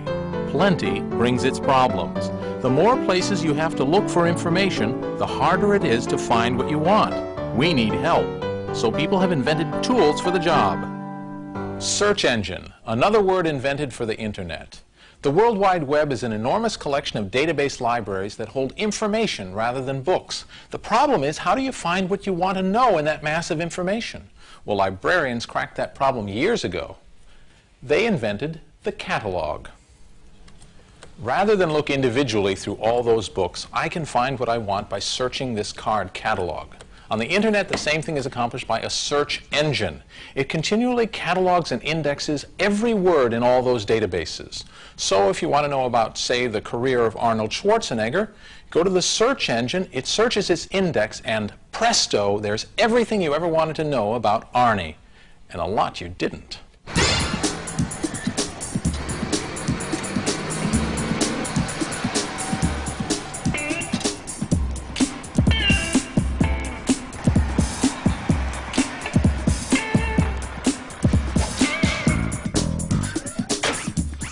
Two things are constant in Silicon Valley: the steady consumption of soda and change. Excite's original product was just a search engine. Now they've built a business around it. They changed the company name. The offices changed from grungy to glitzy. And in 1995, they became that web phenomenon, an internet media site. A cross between an electronic newspaper and a cable network, funded by advertising. We call ourselves publishing on steroids. So devoid of print, paper, and ink, we do what a publisher does or a cable provider does. We aggregate consumers around our programming, and then we sell that demographic back to advertisers. The different ways to make money in the internet are just beginning to emerge.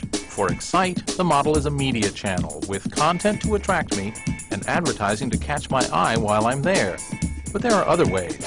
Pay-per-view, mail-order shopping of every kind, games, auctions, and services with no earthly parallel.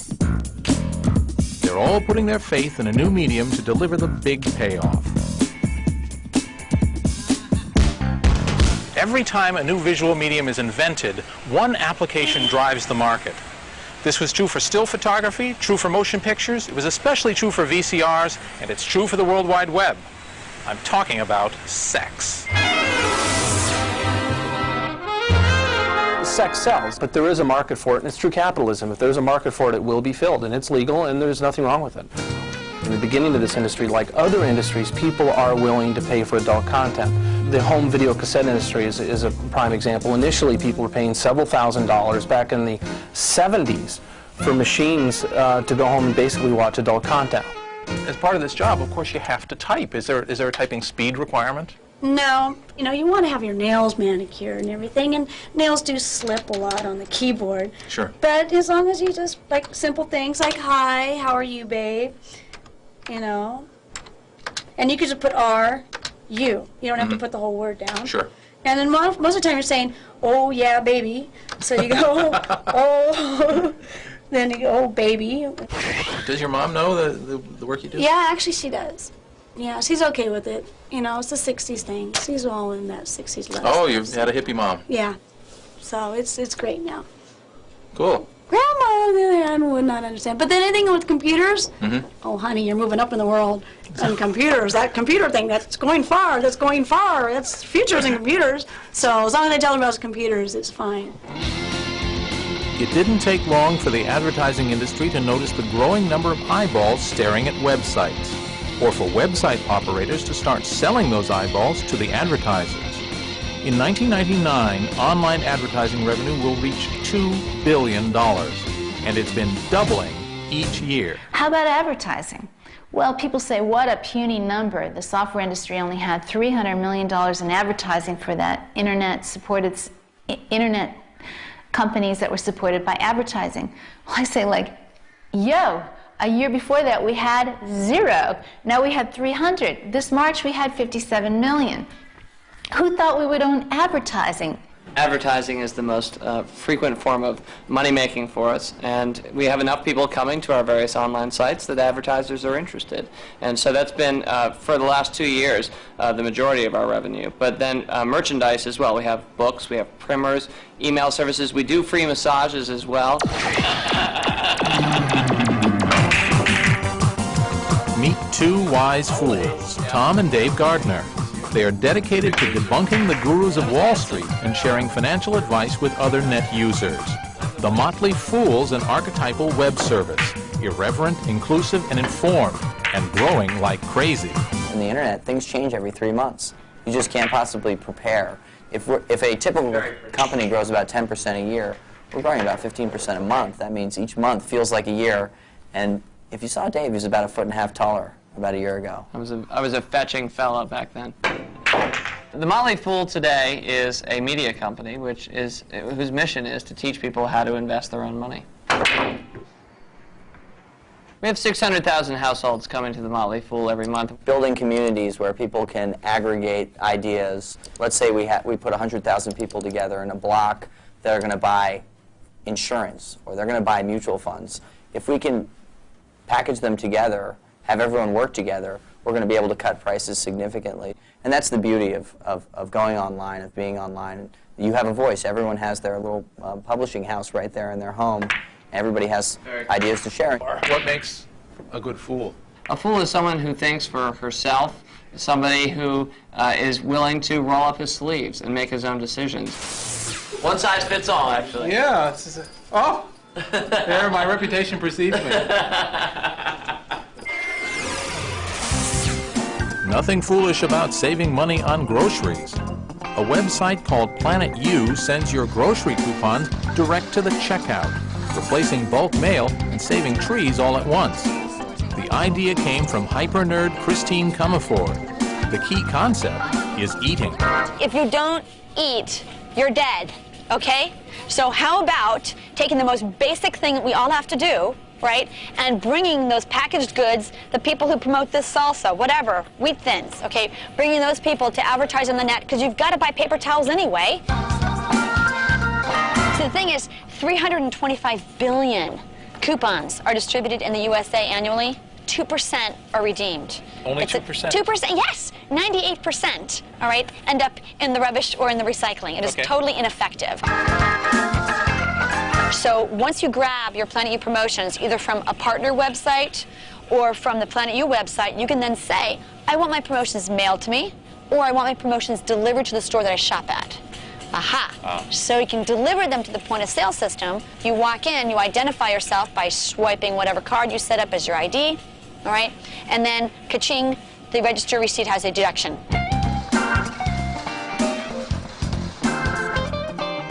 Ka-ching is right. In 1995, there were 27,000 commercial websites. In 1998, 750,000, 30 times as many. Mail order is becoming email order, and you don't have to dress up to go shopping. In fact, you don't have to dress at all. In terms of infrastructure costs, buying underwear in your underwear is hard to beat. And if you buy the same underwear, you know exactly what the product is. You don't have to look at it. You buy Munsingwear 34s or whatever, kangaroo pouch, 12 pair. Please mail it to my house. There's this very American temptation to use the internet to sell things. But what to sell? Well, everyone on the net can already read and write, so the first big commercial success is using digital technology to push that most analog of products, the printed word. But this is not Gutenberg being replaced by the World Wide Web. It's Gutenberg enhanced, using modern technology to sell books. Lots and lots of books.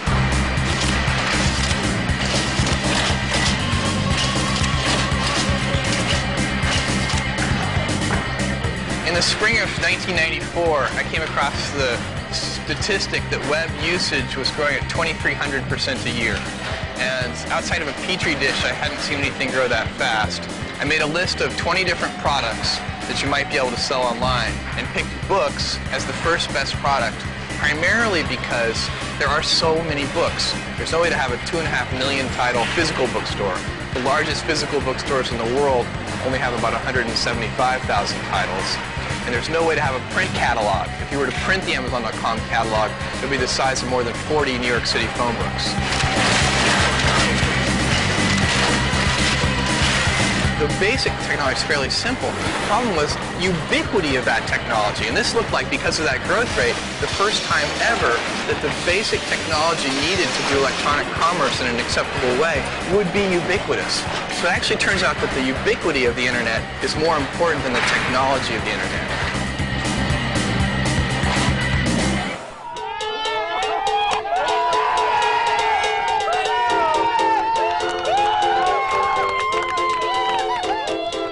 The internet is creating the biggest Californian job boom since the gold rush.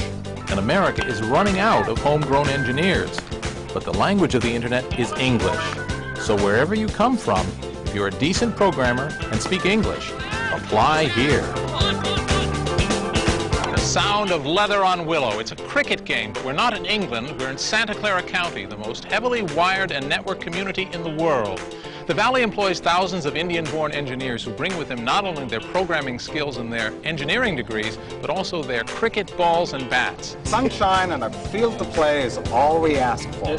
Since there's this big boom in America, in Silicon Valley here, which require a whole bunch of engineers to come all the way from India, we make the big trip up to America to work, and then we come here and find out that there's cricket being played. India is the second largest country with the number of engineers after the United States in the whole world. So I think that is a factor. And the second thing is because it's an English-based system, it's a lot easier for people to come from India and integrate and do business in the United States. With the arrival of the internet, companies here can now fill their job vacancies with skilled Indian engineers who don't have to leave India. Could be bad news for the local cricket scene. I work in an industry where there's zero unemployment. You can't get skilled labor at any price. So we're scouring the world market to get programmers. The quality of the people is astonishing. The loyalty of the people and the work ethic, the quality of their English. I mean, everything just blew us away. We just had a fabulous experience in Bangalore, and we're expanding our operations there very, very rapidly.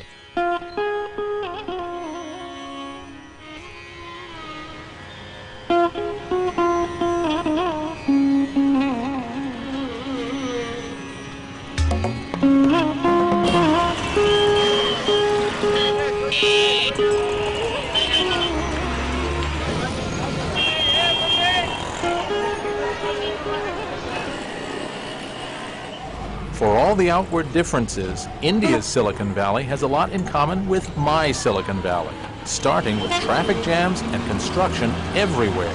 The street signs and billboards are all in English. Bangalore is busy and booming because of the huge numbers of programmers Western companies are putting to work. the Internet has become a worldwide digital communication network that rivals in size the telephone system.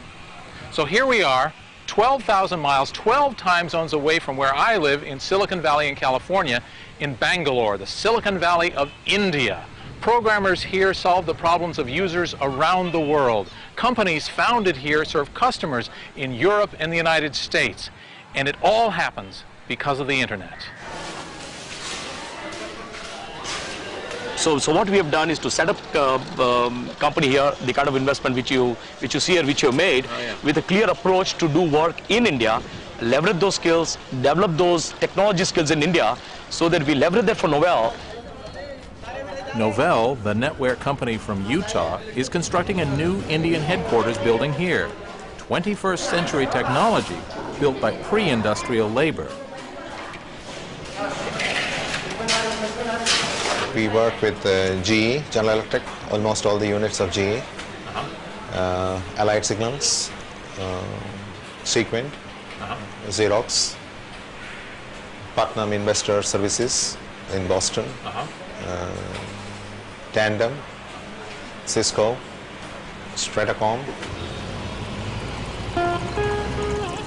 Sundar Sankaran is a typical young programmer in Bangalore. Sundar offered to take me to work with him on the back of his motor scooter. Apparently, every one of his fellow programmers had exactly the same idea. They say that in Bangalore, every second person writes code, and everybody honks at the traffic lights. Honking is a major pastime out here. So you tend to get bored, you generally honk for some time. It makes you feel nice. In India, we have a computer as part of the curriculum. Now it starts from class 3, grade 3 as you would call it. So I've been doing some kind of programming or other since class 8. When I was there, it was class 8. So once I finished my bachelor's, I got into a non-formal institute for computer learning. And then started programming. Programmers in Bangalore are awake when America is asleep. The Internet has perfected the 24-hour workday. You're working when your customer is sleeping. Okay, to that extent, if he gives you a problem during his working hours, you solve it and send it back to him by the time he starts working. So, I mean, it's a great advantage, especially if you're doing things offshore. We get a call in the evening through email saying there's a problem. Next day morning when people come to the US, problem is solved. While the customer gets surprised saying, well, I just told you at 5 o'clock in the evening, how come in the morning you guys solved it? Now the problem is solved in other part of the world by really using this 24-hour development cycle. It's not only cricket the British Empire gave India, it also made English the language of government and higher education, which gives Indian engineers another great advantage. People here know English, unlike Japan or China and places like that. People know English, so that is a lingua franca of, software. You have to know English. My kids study in an English medium school. They cannot read or write my own mother tongue, which I'm able to do it, but the next generation is not able to do that. Same way you'll find that Indians don't have problems picking up languages. They can speak French, they can speak, Belgian probably, Most of the languages, people going from here, they pick up very easily. For an American, especially an American from Silicon Valley, it's almost impossible to imagine India as a high-technology development center. I mean, just look around. This is amazing. The average person in an Indian school learns at least 3 languages: English, Hindi, and their local language. Some of them know 5 or 6. Compare that to American students. Think about it in terms of computer languages. What are they? They have syntax, they have characters, they have objects, they have verbs. What's the difference between C++ and Hindi? Not all that much, really. They have a 5,000-year tradition of mathematics, which we don't.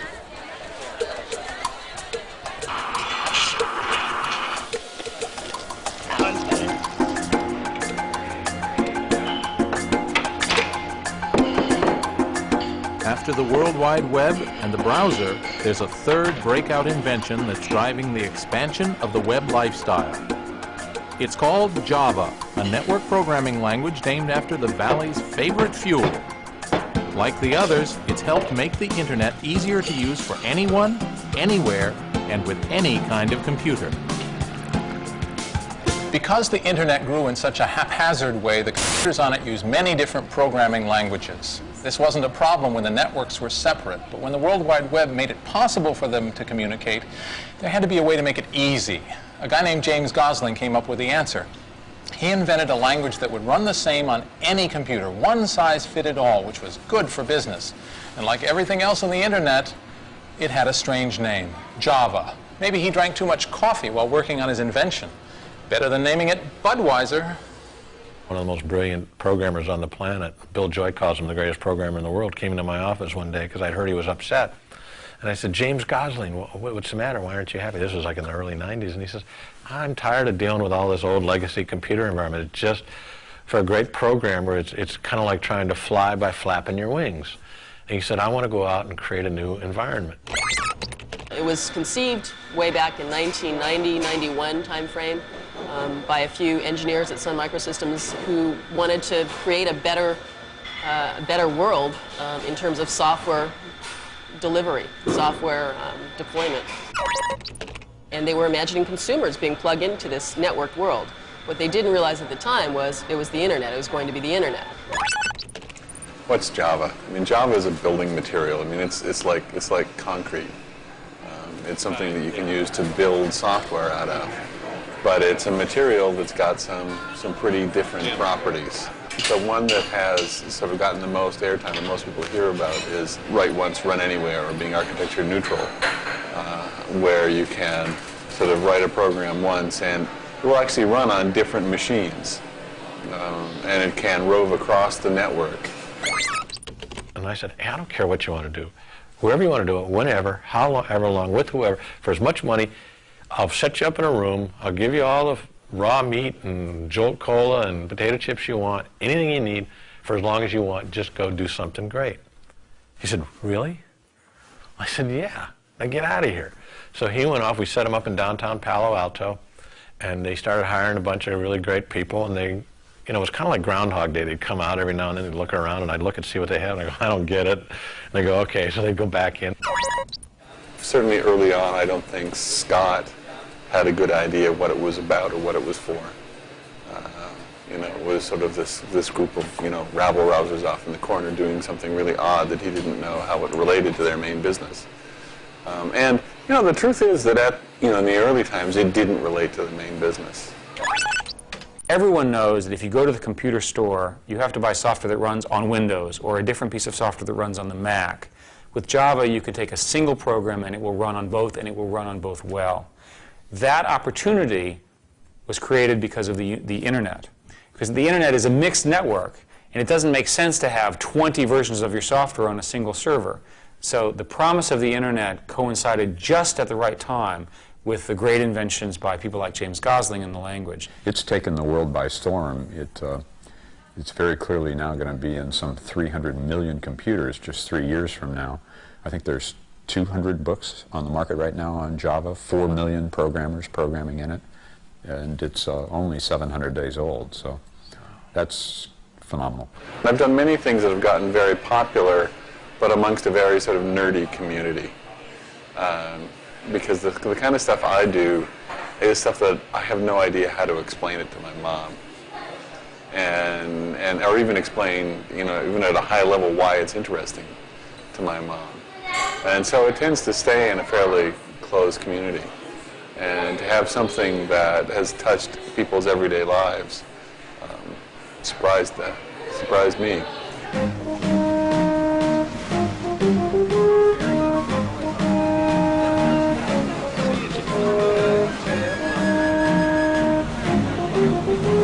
The 1990s Internet has spun off two significant challenges for Bill Gates. Both Netscape's browser and Sun's programming language Java were not invented at Microsoft. Bill was slow to see the challenge at first, then he took action. Here on the shore of Lake Washington near Seattle stands a monument to Bill Gates' brilliance, or at least to his money. The last time anyone tried to estimate, Bill's new house was going to cost $50 million. But over the last 2 years, his wealth has increased at a rate of $31 million per day. So no matter what it costs, it doesn't matter. Bill Gates didn't get to be the richest man in the world just because he's smart or just because he's lucky. It's because he's smart and lucky and knows it and pushes his every advantage to the limit.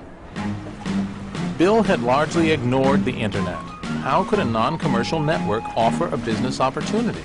But by 1994, there was growing buzz about the web and Netscape, especially among new Microsoft recruits fresh from college. At the urging of the troops, Bill went surfing. It was an all-nighter that changed Microsoft and the internet industry. Bill went down to his place on the Hood Canal, and with instructions on how to get on and what to go look for, and he got on and started looking around, and then started just going from site to site, and I think eventually spent the greater part of all night on the net, and came back and had a meeting and described the experience and said that he was kind of blown away with just how much was really there. Well, we always assumed that Microsoft would be our biggest enemy because they would have to turn their attention to this. We got lucky for a while in that they weren't paying attention. There were people inside Microsoft who knew what Microsoft should do to respond to us, but the management team at Microsoft was sort of almost willfully ignoring what was happening. Gates is a smart guy. Unlike the management of IBM in the middle 80s, Bill Gates is awake and functioning, and he noticed that the internet was not going to be ignored. He tried to ignore it briefly, and then he saw it wasn't, quickly he saw, in time he saw that it wasn't going to be ignorable. What Bill Gates did was turn an industry supertanker on a dime. At first he didn't really get the internet, but once he did, he wrote a memo called The Coming Internet Tidal Wave and quickly refocused the entire company on responding to the new environment. It's like Henry Ford going into aircraft production or Boeing into pizza delivery, but it worked. Microsoft was ever building, just in a new direction. Bill likes to have a general feeling of paranoia throughout the entire company as to who's going to come along with something that's going to destroy one or all of our businesses. And so people are very receptive to an understanding of a sudden direction change. When Bill finally says that, boy, we better do something about this, instantly people get it. I wrote a memo at one point called the Internet Tidal Wave that very explicitly said, I've told you many times in the past, I think the Internet is a priority. I'm now telling you it is the priority. And the timing was very good there because we were getting along in terms of Windows 95. We thought we had that all well understood, and we could really get a lot of energy focused on the Internet. Microsoft announced to the world their change of direction on a date with historic significance for Americans, Pearl Harbor Day.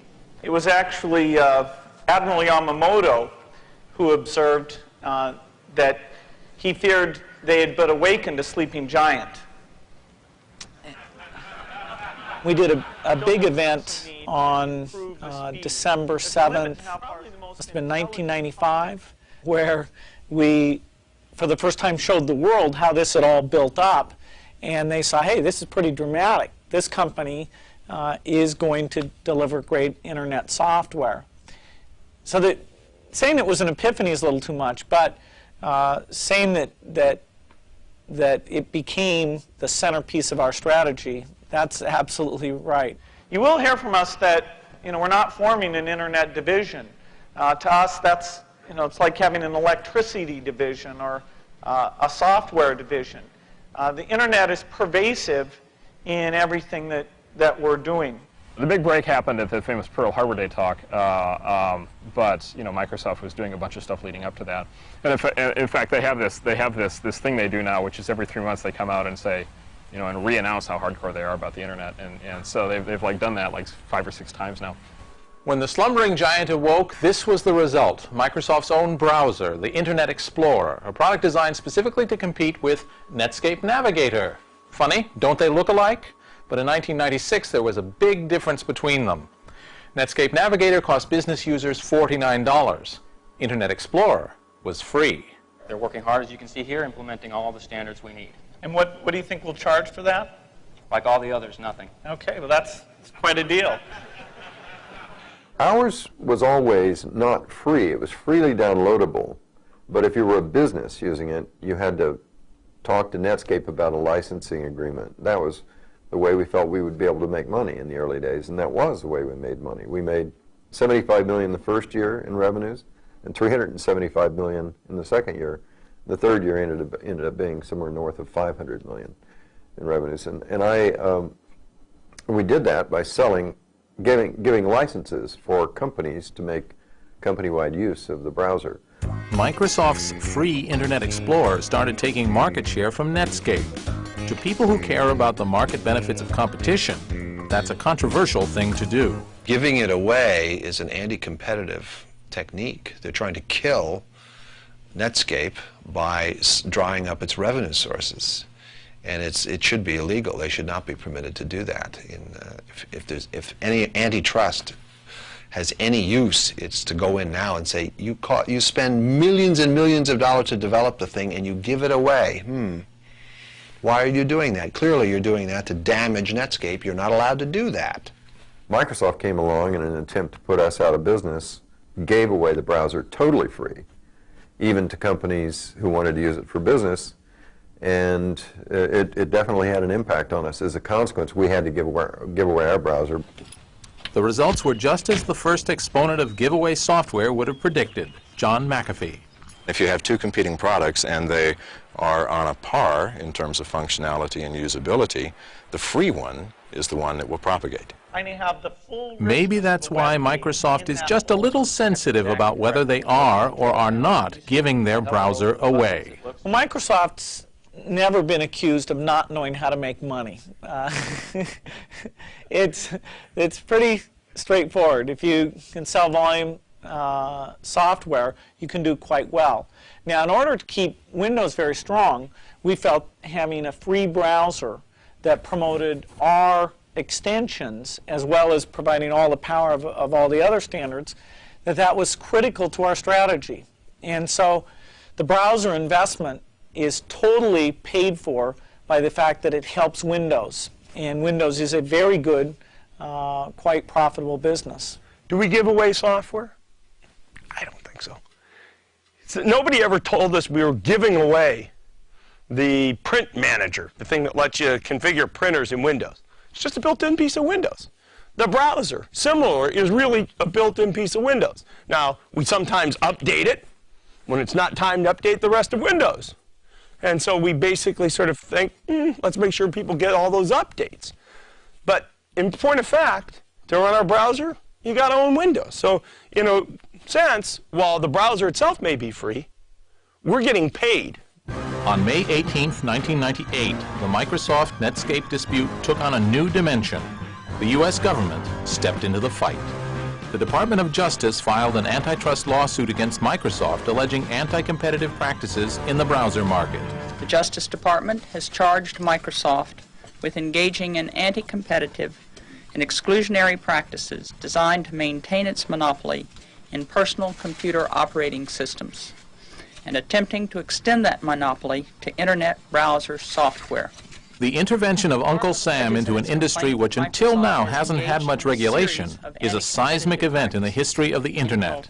It may take years to resolve, but you know, I bet Microsoft even has plans to deal with regulatory earthquakes. Well, Netscape is the leader, and Microsoft is the big. Microsoft's playing the role of IBM, if I might go back to the mid-'80s. So Microsoft is the big bumbling company who got taken by surprise with the Internet, and Netscape is the Microsoft has switched roles. So Microsoft is now the dominant monopoly, which relies on, much too often, I think, on its size rather than its excellence to succeed. Well, Netscape's done a very good job, and you always expect new people to come along. I didn't know, what their name would be or who they would be, but there'll always be, every year, companies that latch on to what the latest thing is and get a lot of visibility and deliver products that relate to that. They're ruthless and vicious, and if they decide they want the business you're in, ask anybody who's gone up against them directly. And in fact, of course, they weren't in our market when we started, so we were hardly going after a market that they were aware of, but they then realized it could be a big market, and it's their God-given right to own any big market in software. When you're up against Bill Gates and his money, and he is following this strategy, the best bet is to get into another business. You know, just say, okay, forget it, I'll do something else in life, because you cannot compete with that. So who will win this battle of the browsers? Well, Microsoft's blitzkrieg has already taken a big bite out of Navigator's market share, forcing Netscape to match Microsoft's tactics and give their browser away. Is history repeating itself? Will Bill Gates own the internet the way he already owns the PC universe? I don't think so. No one owns the internet, and it's a big place, growing so fast, there's always room for someone with a dream, a taste for cola, and a willingness to go without sleep. Someone like Joe Kraus of Excite. The 26-year-old tycoon gives me a tour of the new headquarters for his billion-dollar company. This is where I figured we'd film the death of Spock scene, okay? So you put me in here, Yeah. and you turn the halon on.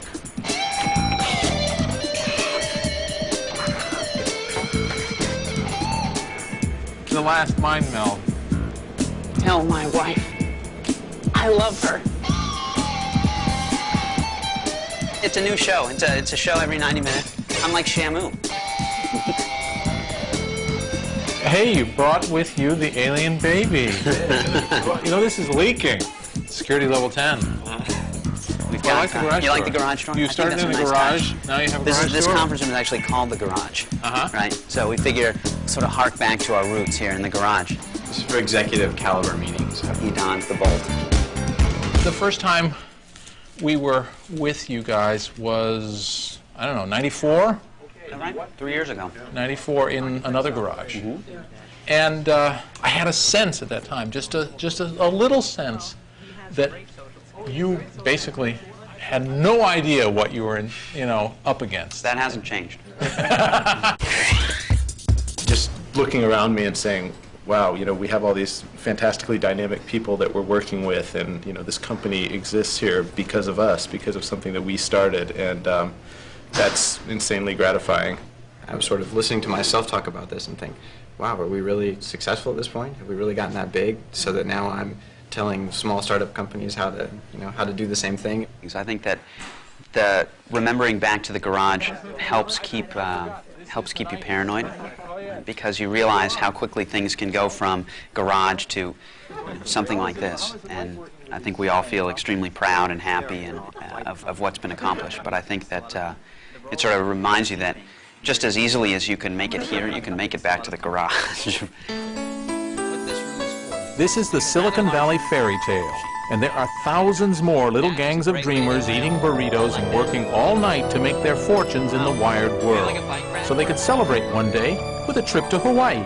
We had all said at some point, the 6 founders were all going to take a trip to Hawaii, and it always was sort of, well, when we accomplish the next thing. And when we accomplish the next thing, we'll do it. So when we get our funding, we'll do it. We got the funding, we didn't do it. When we get our strategic round of financing, we'll do it, and we didn't do that. When we get this deal, we'll do it, and we didn't do it. We're in Hawaii.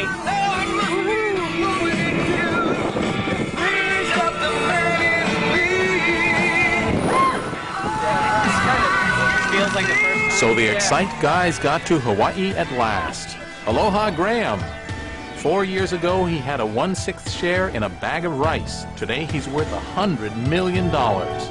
Dreams large and small can come true in the age of the internet, as any computer billionaire will tell you. I went on a camping trip 2 weeks ago with my family. How did I find the campground? That homepage! I got up there and it showed the nice little bunnies and the cabins and the tent sites. Boom! I reserved right there on the spot. Let's go camping.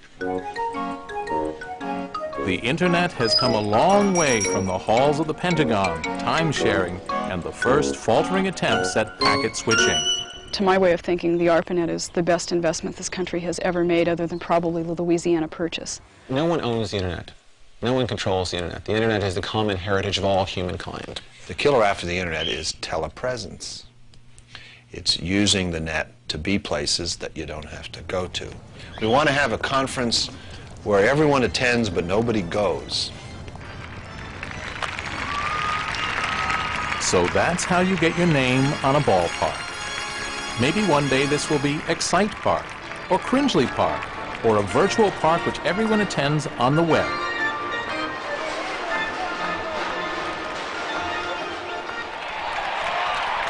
But for peanuts and Cracker Jack and that authentic sunburn up in the bleachers, I guess you just have to be there.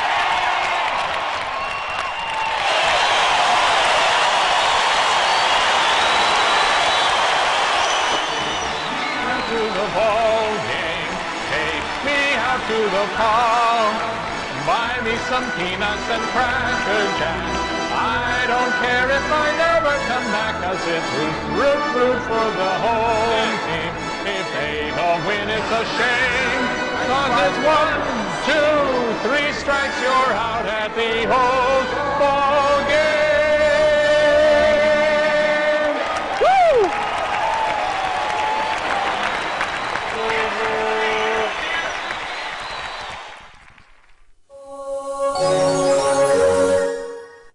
Funding for this program has been provided by the annual financial support of viewers like you.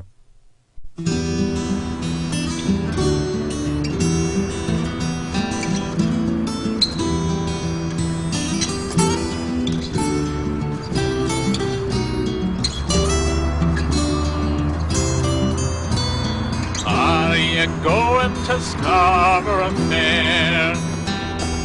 Parsley, sage, rosemary, and thyme. The information superhighway of the 70s, the first ever computer network, was a tool built mainly by graduates of MIT for universities. But linking mainframes on campuses had no commercial application. It took the invention of the personal computer to transform it and spread networking from campus to offices and beyond.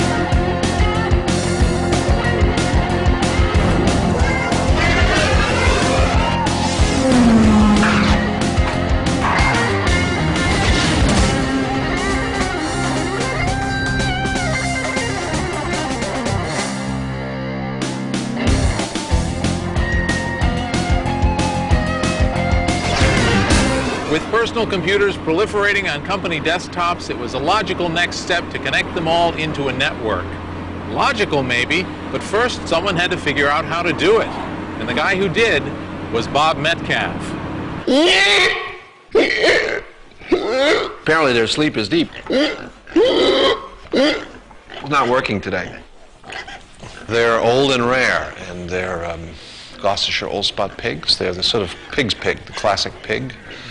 They're not commercially viable. Here you go, Bob. Fortunately, I'm not at all pig-averse. Well, reassure. Yeah, you're very sweet.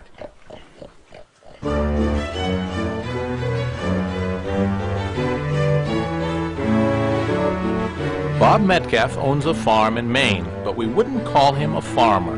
This farm exists to preserve genetic diversity, not to make a living. Bob doesn't need to work. His claim to fame is to be the first computer networking millionaire. How did he do it? It helps to have good parents, and then it helps to work really hard for a long period of time and go to school forever. And then it works to drop, quite by accident, into the middle of Silicon Valley, where you're swept up into an inexorable process of entrepreneurship and wealth generation, and you pop out the other side with a farm in Maine. I hate to oversimplify.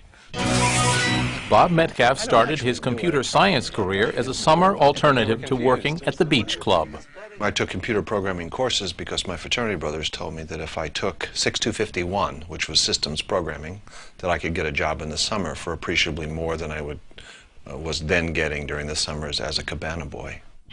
They have a waiting list because these are really scrumptious lamb chops. He helped build the original ARPA network as a graduate student.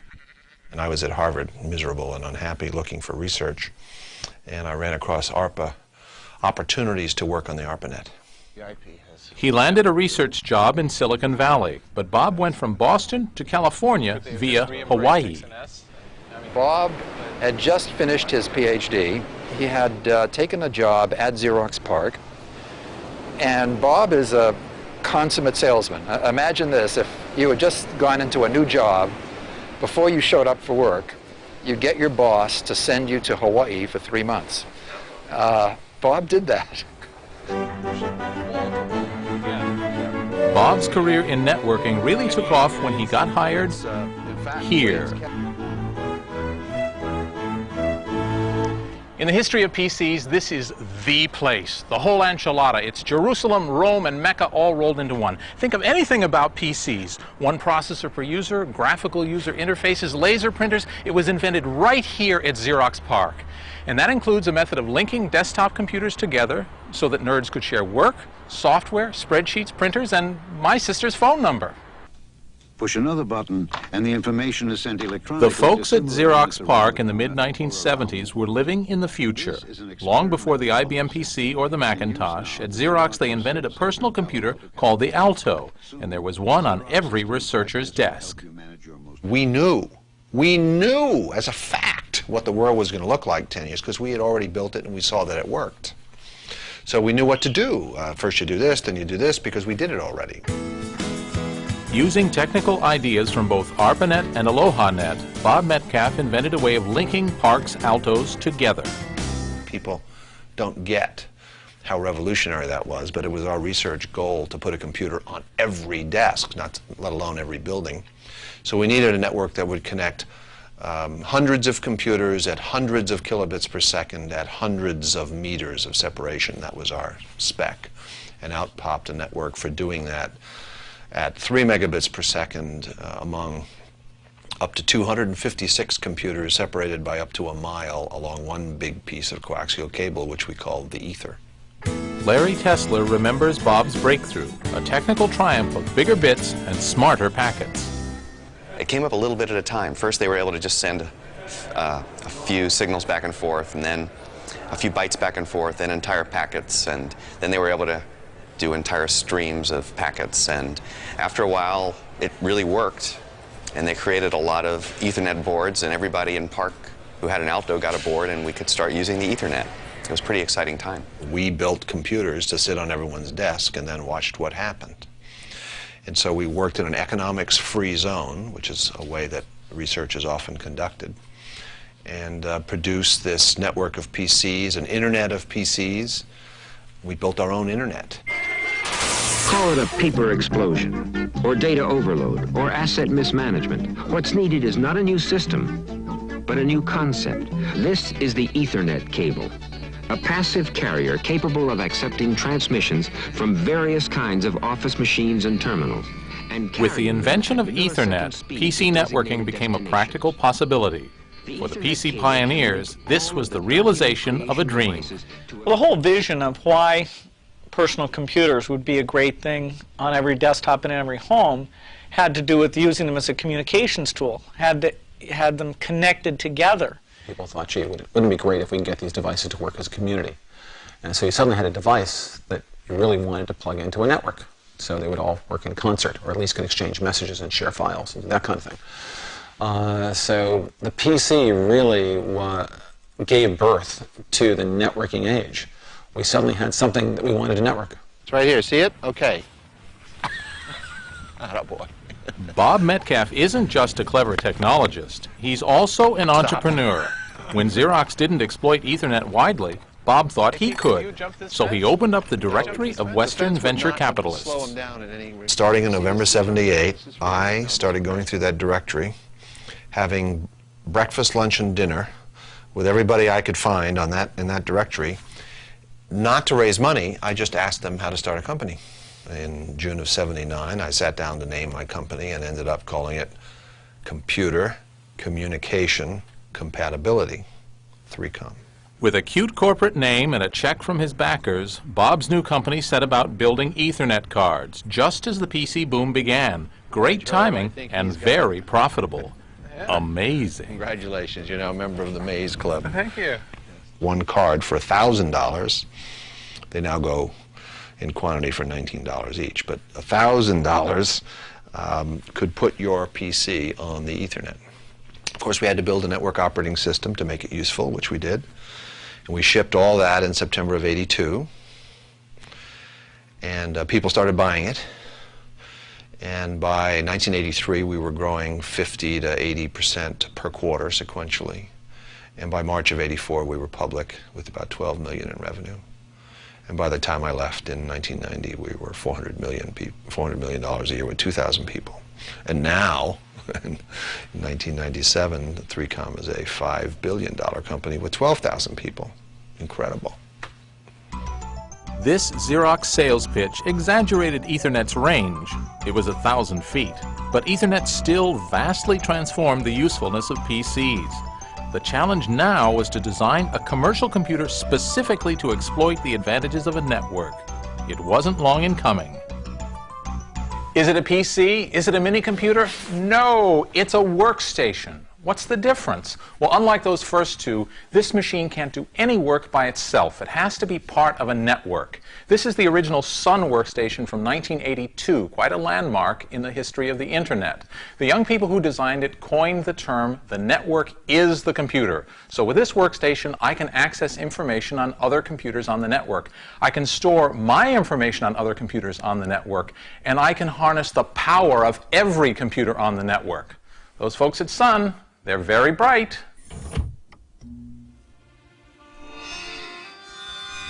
The Sun workstation has become an $8 billion business.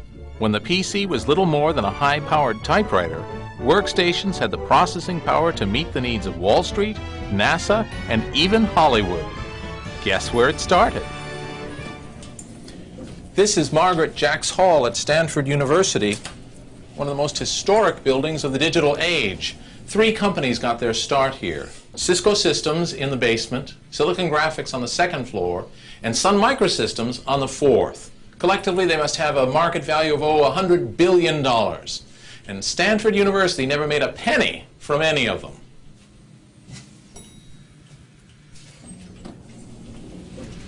What are they doing to this place?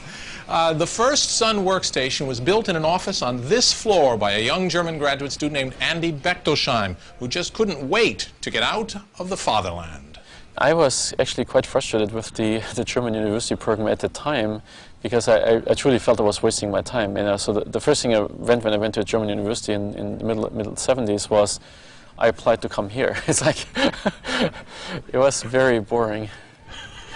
I mean, it was simple things like, we had to sign up for terminals to use a computer, and you can only get 1 hour of terminal time per week. I mean, how can you even learn programming in this way? A clever geek like Andy is essential to any digital startup, but in order to succeed, you also need someone with a driving ambition to get things done. For Sun, that spark came from a Stanford graduate from India, Vinod Khoshla. Ever since I was 16, going to high school in India, I dreamed of coming to Silicon Valley to start a company. I was a technology geek. And it was very much a dream of mine to start a company. In fact, in '76, when I graduated from engineering school in India, I tried to start a technology company in India, which was a hopeless task. Andy had designed an engineer's workstation. Short of funds, he used standard parts like the Motorola processor and Ethernet and licensed his design to anyone who'd pay.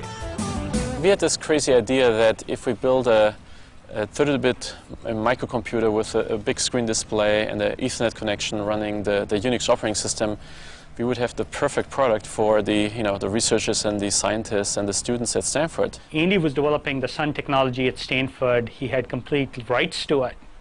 He was in the middle of finishing his PhD. When I first approached him, he said he didn't want to start a company, but he would license all of the Sun technology to me for $10,000. And I said, I don't want to do that. He said he didn't want to quit his PhD. And he said he had already licensed it to about 5 other players. And I said, I want the goose that lays the golden egg. I don't want the golden egg. Vinod made Andy an offer he couldn't refuse, half his share in the embryonic company. Vinod got his goose. And with an Indian and a German on board, how about an American, Scott McNeely, Vinod's best friend?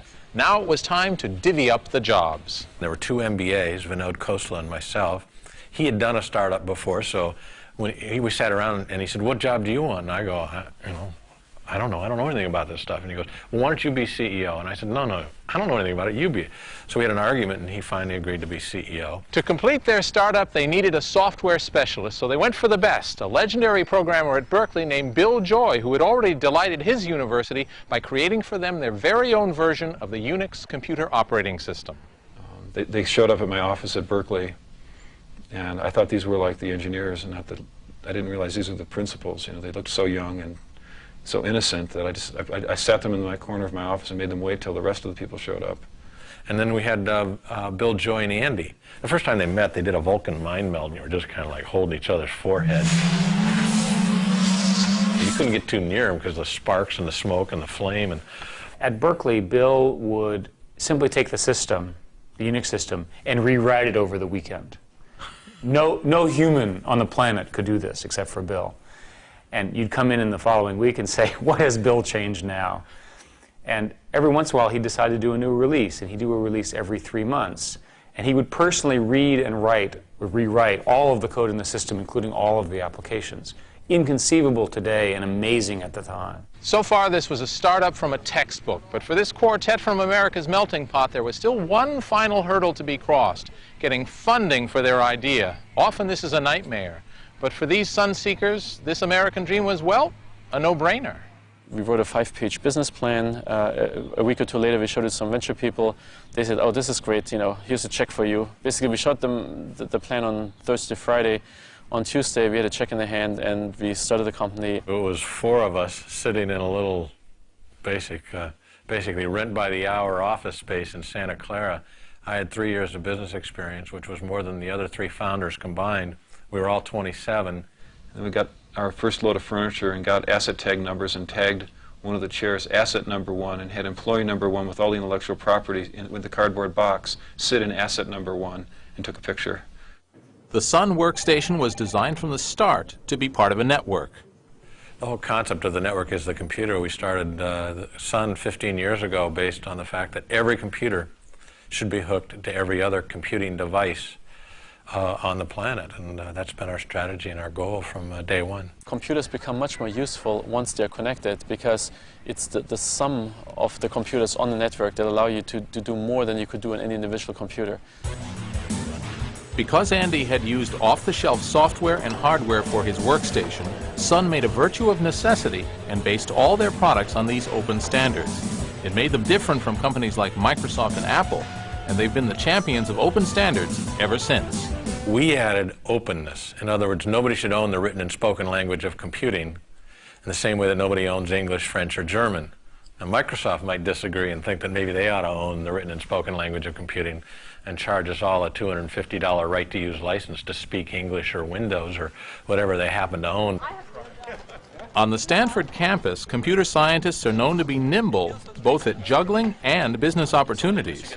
Most networking advances come from graduates in university labs, yet it's the geeks smart enough to exploit their work who have reaped the financial rewards.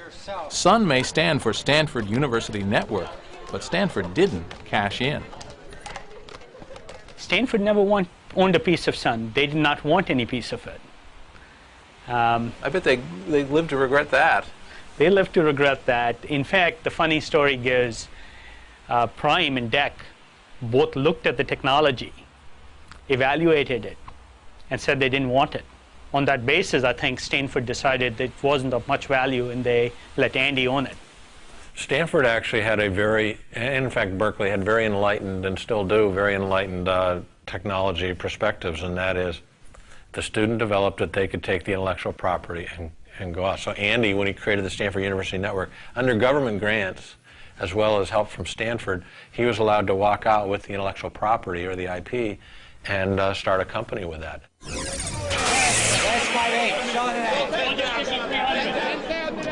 Sun's timing was perfect. They caught the wave of networked computers and offered a low-cost solution for another need. This was the 80s, and Wall Street was crunching numbers faster than ever for junk bond issues, arbitrage deals, and other kinds of financial smoke and mirrors. Sun workstations filled the trading rooms of banks, brokerages, and minimum security prisons. The thing about Wall Street is it's extremely competitive. In other words, if somebody can compute something or figure something out faster than the guy next door, it doesn't matter what the equipment costs, that's what they want.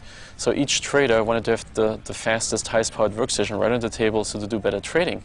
And Sun eventually became the dominant standard on Wall Street for trading workstations, not just on Wall Street, actually worldwide. It wouldn't be the last time that Stanford would watch a hugely profitable company ride off the campus.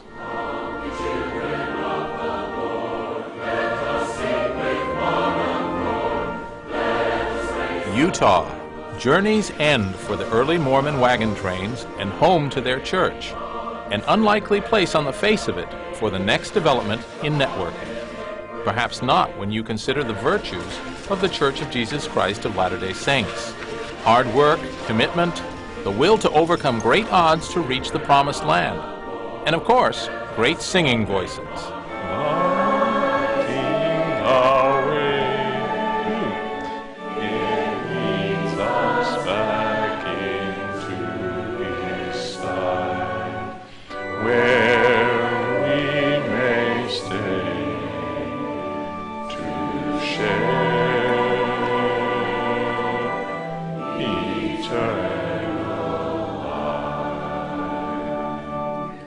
The networking breakthrough occurred at a most unlikely place, a computer systems company in deep financial trouble. Here's just the faintest reminder that this was the first home of Novell Data Systems, now Novell. It was a startup that failed. Lots of startups fail. Some fail and die. Others fail and are refocused and reborn. That's what happened with Novell. The company was really in trouble. They were shopping around for new venture capitalists. They'd run out of money. And actually at the 11th hour, the week before Ray Norda came on, we actually had a little auction at the company, and we were selling desks and chairs and equipment so we could make the payroll the next week. Oh, wow. And Ray Norda literally came at the 11th hour and rescued us. It wasn't the U.S. cavalry, but the next best thing. Ray Norda was a veteran turnaround wizard, venture capitalist, and Mormon. Some say he was sorry for the people at Novell. He was called in to save the company. The treasure Ray Norda found in the ruins of Novell was a software project called NetWare, started only a month before. NetWare allowed users to store their data files on big PCs called servers, to share their data with other users, and to use any printer on the network. PCs just couldn't do this stuff before. And the guy who thought it all up, Drew Major, wasn't even a Novell employee. But that Ray, he knew a winner when he saw one. Mountain biking in the Wasatch Range. I quickly discovered that my brain functions better at sea level. But despite the thin air, Novell prospered. Ray came in, investors brought him in and said, can you fix this? Can you turn some money? And he said, you know, the future is software. It's software that connects these computers together, and got us out of hardware. And later got us completely out of hardware, which was, at one time, hardware was 60% of Novell's business. So to get out of that was a big move, but it paid off in spades. We caught this vision. We knew that the industry was going to need file servers, and they're going to need to share data. And though the company was falling apart, we just kept cranking on it because we knew that, for example, if the company would have went bankrupt, we were contractors. They didn't even have us under a contract. We would have had at least some rights to what we had developed. And so that kept us going. And of course the vision, even though the company itself, business-wise, was in real trouble. And Ray saw that enthusiasm. I think he got a glimpse of how big it was. I think in the high-tech area, you know, you could say it was technology, we were fast. You could say it was people, Drew was really smart, he was a brilliant man. Ray was strategic in what he did, but it has a lot to do with timing. The advent of the PC, the market need, Novell filled it. In December, we went and saw an IBM PC, the first one in Utah. IBM did a lot of stuff right, and so we thought, well, hey, we could network that. And so we bought the first IBM PC in Utah. We were the first guys to network the IBM PC. We've got 3 calls holding in network client utilities, 22 minutes being the longest wait time. 4 calls strong. This is Novell's very own customer radio station. It's here to keep NetWare users amused while they're on hold. When you have millions of customers, this is the price of success. Here we go into the next set. Noorda's business savvy and Major's software skills created a global market and turned Novell around. Psycho killer, qu'est-ce que c'est? Quite frankly, the thing that's amazed me the most is other people for a number of years didn't get it. They were focusing on other things, the sexy things. This was kind of plumbing, you know, who wants to write a file server, file systems? You know, that's old stuff. That's not, but it was very strategic and very fundamentally valuable for us. They had figured out the most cost-effective way to link a bunch of personal computers together. They had taken a very small part of the problem. They decided we're going to let you, share files off disks. We're going to let you attach all these computers together on a network, and we're going to let you share files, and we're going to let you share printers, and maybe send email back and forth, and that's pretty much it. And virtually everyone wanted to do that with their PC network. And they came to utterly dominate the PC network world. And that red box at their height was as common as any logo I can think of. It was the equal, certainly the equal of Microsoft in those days. If you needed a PC network, and the IBM PC and the Intel-based PCs were just growing by leaps and bounds, and we connected them together better than anybody. So ours was the LAN operating system of choice. So everyone here has a trout stream in their backyard? Not everybody, but... The rewards for success in Utah are not so different from Silicon Valley. Well, maybe you wouldn't have a trout stream at the bottom of your Palo Alto garden. Certainly, the guys at Novell have done nicely. David Bradford is their general counsel. He catches the fish here so often, he knows them by name. There's a little beaver maybe coming up the other side. Oh, yeah. So I'm going to time you. How long will it take to catch a fish?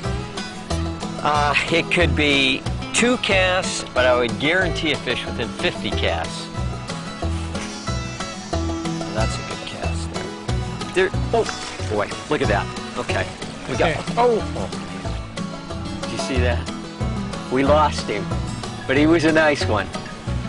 In the 80s, no one could catch Novell. I know what you're wondering. Here we are, halfway through the story. We've had everything from prize pigs to Mormons, and still no sign of Microsoft. How can that be? What's Bill Gates doing? Well, time for a flashback. Cue dissolve and archive footage. The 80s were good to Microsoft. Thanks to their partnership with IBM, the money rolled in and the company got bigger and bigger. But it was a love-hate relationship. They loved the royalties from selling all that software for IBM PCs and clones. But Bill Gates hated having to fit Microsoft's plans into IBM's business strategy. One thing that's hard to remember now is that all of us were in fear of IBM, because IBM wasn't just thought of as a hardware company, they were thought of as the everything company. Supplying most of the operating systems in the world's personal computers might be enough for some people, but Bill's always hungry for the next opportunity. In the computer market, when the first person comes along and does something very well, if they get over a certain threshold, then it really develops momentum, because the distribution channel doesn't want to learn a lot of products. They don't want to trust a lot of products. And once you get a customer base, they start talking to you about, why don't you fix this? Why don't you improve that? And we've seen many, many products like that in the history of personal computing. Some Microsoft products, some non-Microsoft products. NetWare is a great example of that. Whenever someone builds a big business, some people say that this is a bad thing, some people say it's a good thing, but it's clearly a thing. Bill looks at how does that business relate to the businesses we're in, and if that's a good business on a standalone basis, let's get into it. And certainly if it's a good business that's adjacent to or related to our businesses, we better get into it. In the 80s, there was a very good adjacent business that Microsoft didn't dominate: networking. Novell. It was stomping all over the competition. Novell grew up with a gun to its head. Remember when Novell started, there was 2 companies. I'll remind you, they were Microsoft and IBM. Novell was an accident in their minds, a should not have been. And I guess we challenged that. And we're an underdog. We had nothing to lose and everything to gain. One thing about Microsoft is, we're very competitive, and if we don't start seeing results, I mean, Bill makes life tough on everyone. And I mean, I kind of felt bad for the networking guys because, you know, we continued to struggle.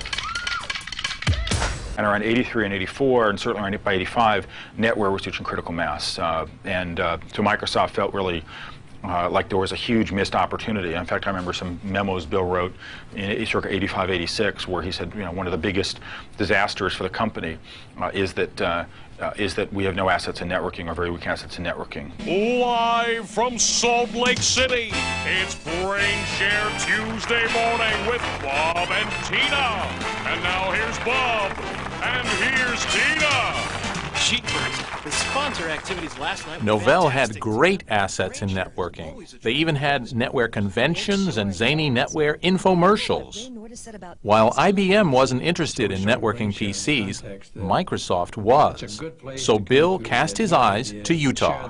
Well, Gates was very focused on Novell, and in fact, in 1989 was the first time he contacted us, late 1989, to see if he wanted see if Novell was interested in being bought. Really? So that started 2 episodes of Microsoft trying to buy Novell. We all thought, hey, maybe if we band together, we'll be able to compete and get, you know, some portion of the market in a world that IBM dominates. And so that was a motivating factor, both of the times that we sat down and talked. The thing that makes it tough, though, is you get 2 different development sites, and if you have this vision of an operating system, a single operating system that's going to do everything, having those multiple sites and those different visions is tough. But I have to say it's surprising that we never got together. There's a traditional Microsoft tactic. If you can't join them, beat them. Microsoft looked for a partner to line up against Novell. At the time, I mean, we thought that, wow, you know, wouldn't it be great to align ourselves with someone else? And we thought that the best partner to compete against Novell, you know, would have been 3Com. And so we actually entered into a kind of a strategic relationship with 3Com that ultimately, you know, didn't turn out very well. But nevertheless, it actually got us bootstrapped and into the networking business. In the late 80s, in our frustration with Novell, we 3Com threw in with Microsoft to unseat Novell in the networking software business. You know, we both went into it with a lot of enthusiasm and a lot of energy. I think we wound up having a business relationship that was cumbersome at best, a technical relationship that was a little bit difficult. And that enterprise met a horrible end in the late 80s. A horrible end, ultimately leading to my departure from 3Com. The cause of Bob's horrible end is still a matter of dispute, but everyone now agrees that Microsoft and IBM had a falling out, and then so did Microsoft and 3Com. What Microsoft failed to tell us was that their relationship with IBM was falling apart at that moment, which came as a big surprise about 3 days after we signed the deal. We eventually separated. I think there was good intent on both companies' part. I frankly, to this day, think we managed the thing very professionally. I know Metcalf has you know, some bitterness about it, but we were both properly looking after our business interests and properly both companies trying to be good partners. And then in 1989, Microsoft announced OS/2 LAN Manager. And I can remember reading the headlines, OS/2 LAN Manager going to put the network operating system out of business. And they predicted by 1991, Microsoft would have 60% share of the network operating system market with OS/2 LAN Manager, and said that Novell's share of the same market would drop to 25% by 1991. Well, by 1991, our share of 50% that we had in 1989 had grown to 75%, and they still hadn't made a dent. So, when that product failed to take off to Microsoft's satisfaction, the middle-level managers at the company there had to blame someone. They blamed us. And so Microsoft double-crossed 3Com and went around us to our own customers with our own product. And so 3Com went into a loss situation, just long enough for the board of directors of 3Com to decide they needed a new change, a new management. I don't think he has a reason to be as bitter as he is. No, I mean, we were 2 companies, 2 growing companies with growing people who are operating the companies, and we attempted to do a business deal together. We attempted to make LAN Manager and sell and attempt to make their products sell. And they committed to selling a certain amount of it with their products. And They weren't able to do that, and I think that he felt that we sort of unfairly got them into the contractual situation. But, you know, it takes two people to sign a contract. When I complained to Microsoft about this, I said, why is it doing this? And the guy involved, who I will not name, but the guy involved looked me straight in the eye and said, you made a mistake. You trusted us.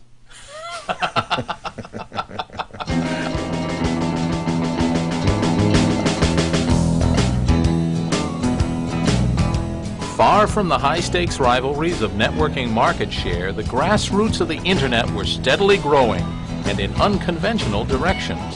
More users were tuning in and turning on, attracted by the chance to connect with like-minded people, even dead people.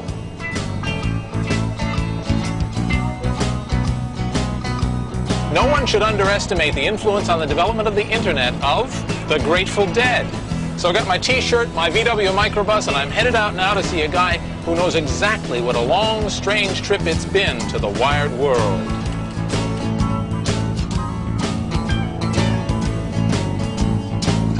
You are listening to Dead to the World on KPFA or KPFB in Berkeley or KFCF in Fresno. My name is David Gans. There are a million ways to appreciate the Grateful Dead, and we found a lot of ways to talk about them. One place they talked was in cyberspace. Deadheads could now meet in an online virtual community called the Well, or Whole Earth Electronic Link. Even a virtual community needs a real computer. The Well's server was based in Sausalito, California, home of Stuart Brand.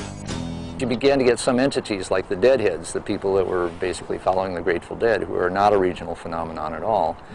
And where they became regional was on the Well. That was their neighborhood. On March 1st, 1986, the Grateful Dead conference opened its doors, and various people from the net came over and got accounts, and even more interestingly, various people went out and bought computers so they could get online and start talking with us. We're credited with generating sufficient cash flow to keep the Well going through its early startup days. It was great to see it. It was really, really fun because we were people who had a lot to talk about. Well, I know what its impact was on the Well, which was it probably saved our butt. How? Well, it just gave us a commercial scale of absolutely dedicated customers all in a couple of months. One fell swoop. Suddenly here's a bunch of people who want to talk to each other all the time. Then tape trading. I would imagine that tape trading is responsible for, 18% of the entire packet traffic on the Internet right now. I made that up, Bob. But it's huge.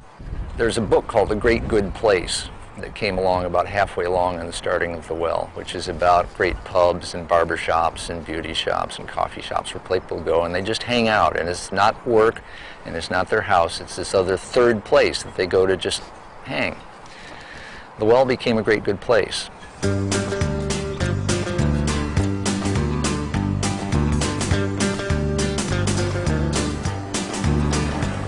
Cringely's fourth law of commerce states, new media create new opportunities.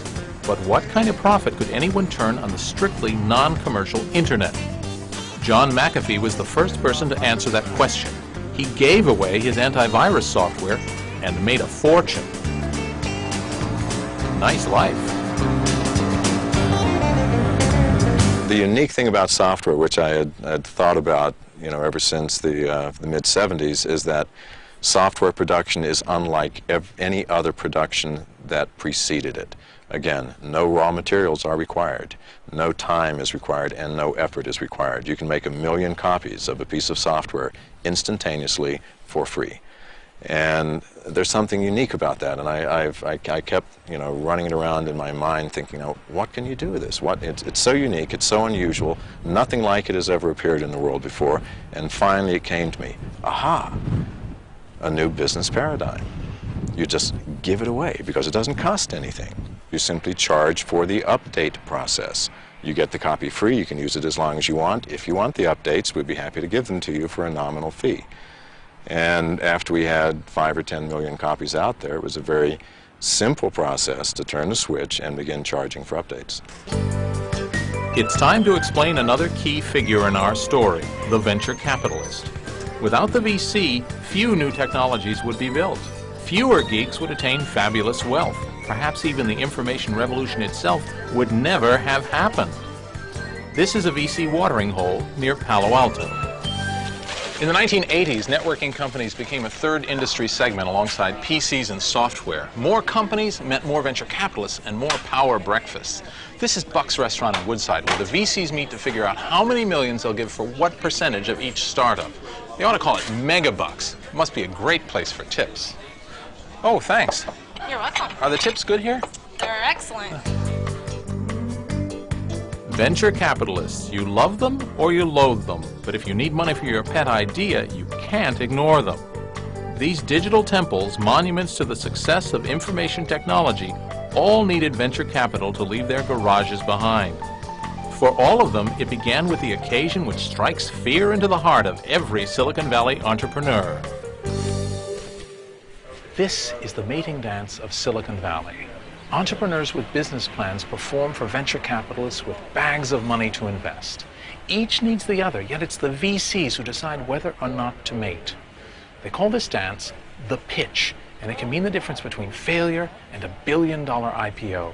Some entrepreneurs do this dance 100 times and never raise anything. Mike and I left because what we wanted to do was to bring electronic communication of information to the world. We are the outsourced messaging service for the internet. Despite cautionary tales and horror stories that could outdo both Grimm and Aesop, this is a scene which is played out thousands of times a year in front of venture capitalists. It seems like you co-found a bunch of great things and then you bail out. Is it just that you? Well, I don't think you 10 years. I don't think 10 years is bailing out.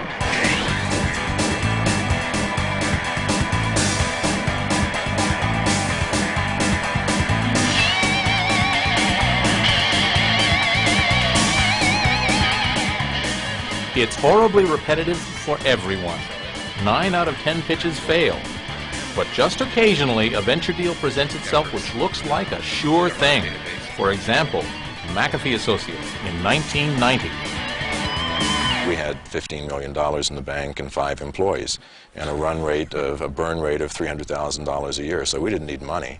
We needed advice. And so we took on the 2 venture partners, and it certainly was the best deal they'd ever done. And for me, I didn't get hurt either. They turned it into a real company. It just strikes me as a kind of layperson here that $15 million in the bank is a real business. Well, it isn't. It depends on it depends on how you want to measure yourself. Yeah. They invested $10 million, and I believe from my last conversations with TA and Summit that it was the largest deal in terms of net results that they have ever done. Each of them netted over $100 million on this. So they each put in $5 million, and each got $100 million out. You know, as much of a bad reputation as VCs have, they are in fact sharks. There's no question. But once they're on your side, they're your sharks. They're your sharks. And it's like, wow, you know. So if you struggle with them, and if you can come out, bleeding as little as possible and survive, then you're in Fat City.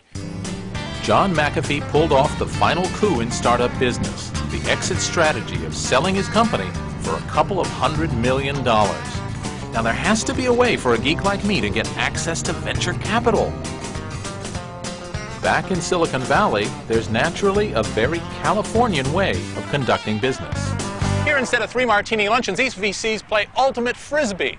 That's co-ed American football with a frisbee instead of a ball. But forget about the rules. I've come up with a great Cringely get-rich-quick scheme. I gotta get some money. I'm gonna network with these guys. You take Tracy, and I'll take the I don't know who Tracy is. She's the only girl over Oh! Never underestimate. I know, so stay on her. She's good. She's back.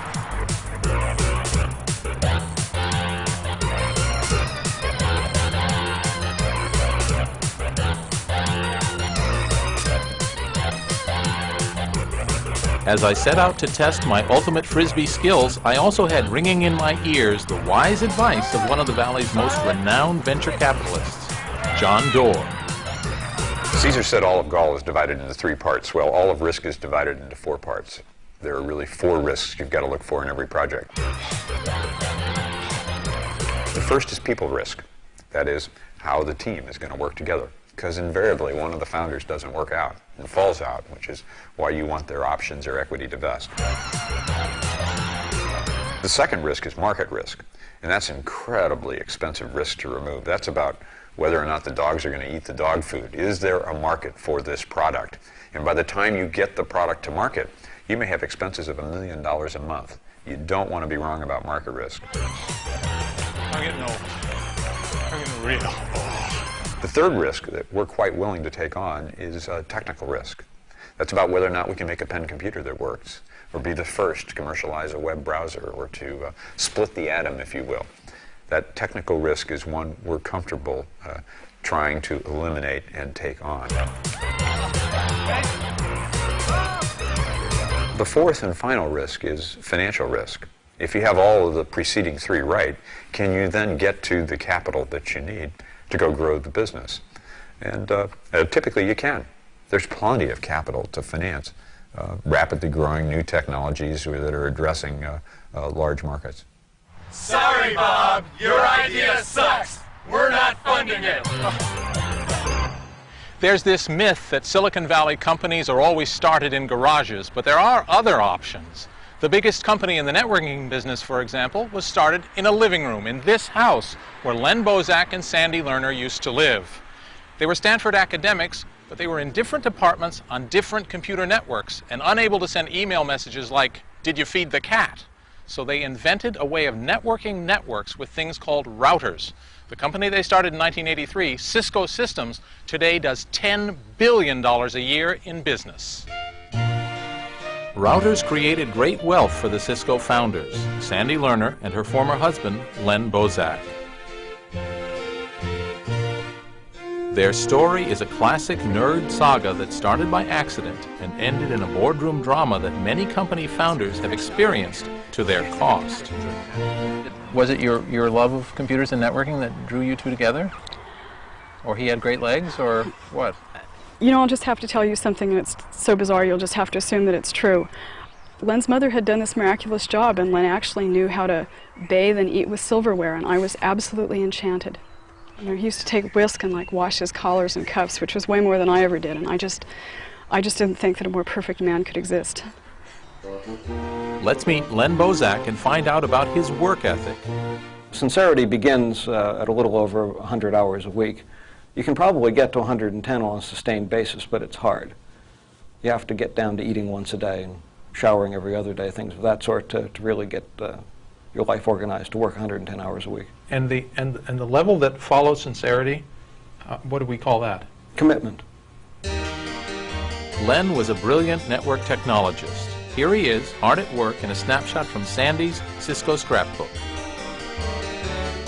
It was do-it-yourself networking. If you wanted it, you had better do it yourself because no one else was going to do it for you. You couldn't buy it. We basically pulled wire through manholes. We pulled wire through disused sewer pipe. We built a lot of things by ourselves. I mean, it was very, very much, at that point, a guerrilla action. We had no money, and we certainly didn't have any official sanction. In the end, I guess the university was kind of allowed not to like it, but they did get a network out of it. The Stanford campus was 16 square miles. In 1984, its 5,000 computers were grouped in their own networks in separate buildings. Like islands, they needed causeways or bridges to connect them into a campus-wide network. We first built some bridges, and then we built some crude routers, and then we built better routers, and that solved for Stanford the same sort of problem that it solved 10 years earlier for ARPA, of how to use a computer anywhere you wanted. On the digital highway, packets are blasting this way and that, going from network to network on the way to their ultimate destinations. At every point where one network is linked to another, there's a box called a router. Think of a router as a traffic cop. Like the cop, a router does three things. It stops traffic, it starts traffic, and it gives directions. So routers keep local packets from leaving their own network and clogging the internet. Internet packets they let go through, and even give them directions to the next router. What routers don't do is eat donuts or give tickets.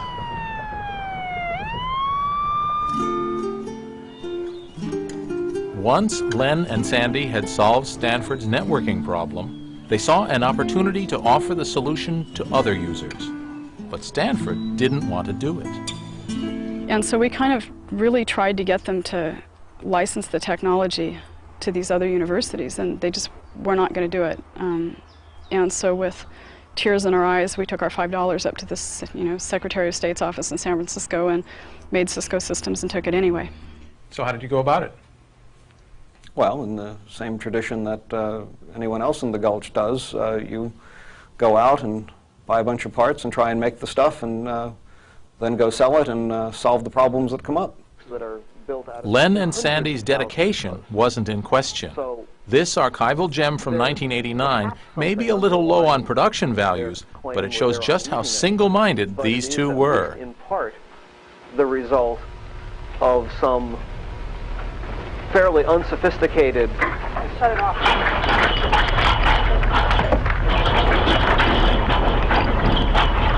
All right, get on video. Well, that's very interesting. That wasn't the Wellfleet Marketing Department bombing the Cisco premises. That was a genuine San Francisco earthquake. Looks like not even an earthquake could divert their attention from the glorious business of routers and bridges. So the Cisco headquarters was their house. The technology was, well, borrowed from Stanford, and their operating budget was plastic. You sort of spend against your credit cards and hope that the checks come in from your customers fast enough to meet your expenditures. How did you decide how much to charge for your products? We guessed. Now, how big a business could you build on your credit cards? About $500,000 a month. One bedroom was the lab. Another bedroom was office space. And when it was time to build and test something, well, that was the living room. We financed the company on credit cards. We were turned down by 70 or 80 venture capitalists. Yeah, it was pretty touch and go. There's a downside to VC involvement. For all that money, they expect to own most of the company, to sit on the board, to tell you whom to hire, to generally question the competence of the founder to run the company. It can end in tears. Don Valentine was venture capitalist number 77, and his previous investments show that he understood the potential of this business. We knew from the experiences at Apple and at 3Com that the world was going to be connected. At that point, I think Cisco was doing, I think, $250,000, maybe $350,000 a month without a professional sales staff and without an official, conventionally recognized marketing campaign. So it wasn't a bad business just right then. And so I think just for the novelty of it, the folks at Sequoia listened to us.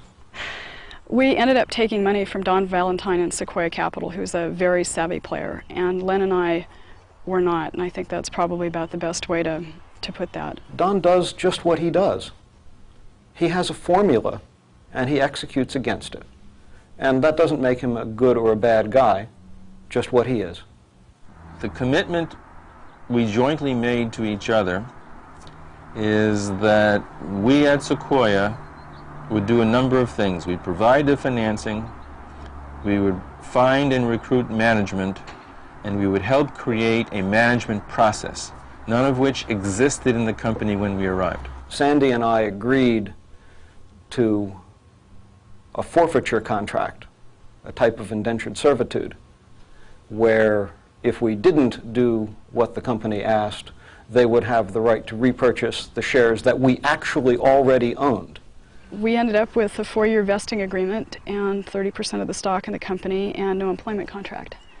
And I would strongly advise anybody watching this program not to do it that way. How should they do it? Well, certainly get your own lawyer. Sandy and Len soon discovered what many entrepreneurs before them have learned, that the company you founded is no longer the place you work. It was August 28th, 1990, but who's counting? Okay, and what happened that day? Well, quite simply, I got fired.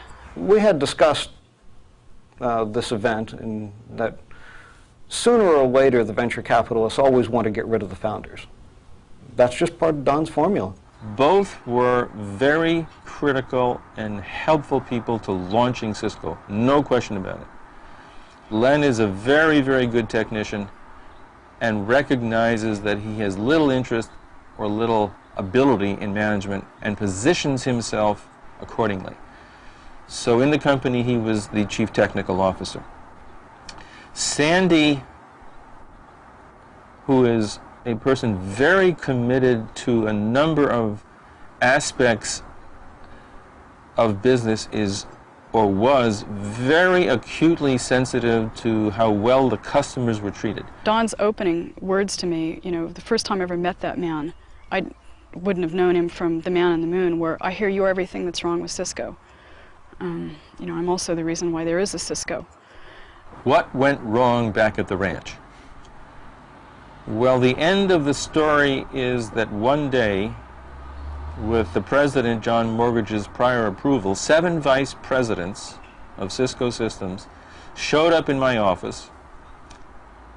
We had a reasonably civil meeting in our conference room, the outcome of which was a very simple alternative.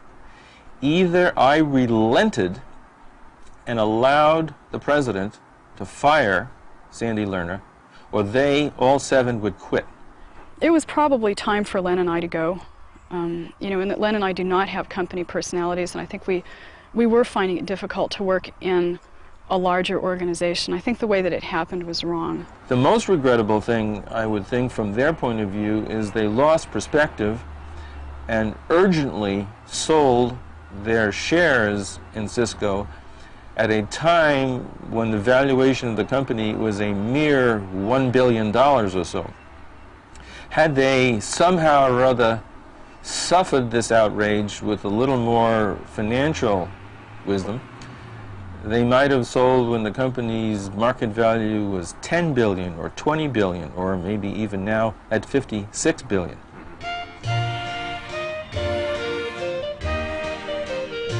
The pain of not having $18 billion must be slightly lessened by the pleasure of having $100 million to your name. What to do with all that money? Sandy Lerner's foundation acquired the manor house in the English village where Jane Austen wrote her novels. This came up for sale in 1992, and I, for some very illogical reason, bought it thinking that it would be just a wonderful place for the Center for the Study of Early English Women's Writing. Today, Sandy is also the proprietor of a successful nail polish empire, Urban Decay, which specializes in grunge colors called Bruise, Mildew, and Acid Rain. Whatever would Jane think? Pride and Prejudice or Sense and Sensibility? Len Bozak now runs a Seattle technology company. His charitable donations fund the search for extraterrestrial intelligence. Len is not kidding. He's serious about the universe. Very, very serious. It's one of the most important questions that a sentient being can ever formulate, and that is, are we alone? Either answer, if you could obtain it, is of tremendous import. But you surely do not expect little green men to come and present you with a message. On the other hand, if you don't listen, if you don't, in any organized way, ask the question of the universe, what if it has an answer waiting for you? Think of what you've missed. Len and Sandy left the company when it was worth $1 billion. Today, Cisco Systems is worth $60 billion. In the intervening years, Cisco and its competitors went from steady to spectacular to incredible rates of growth, much of it fueled by the next great internet invention, the World Wide Web. And look what became of Len and Sandy's living room.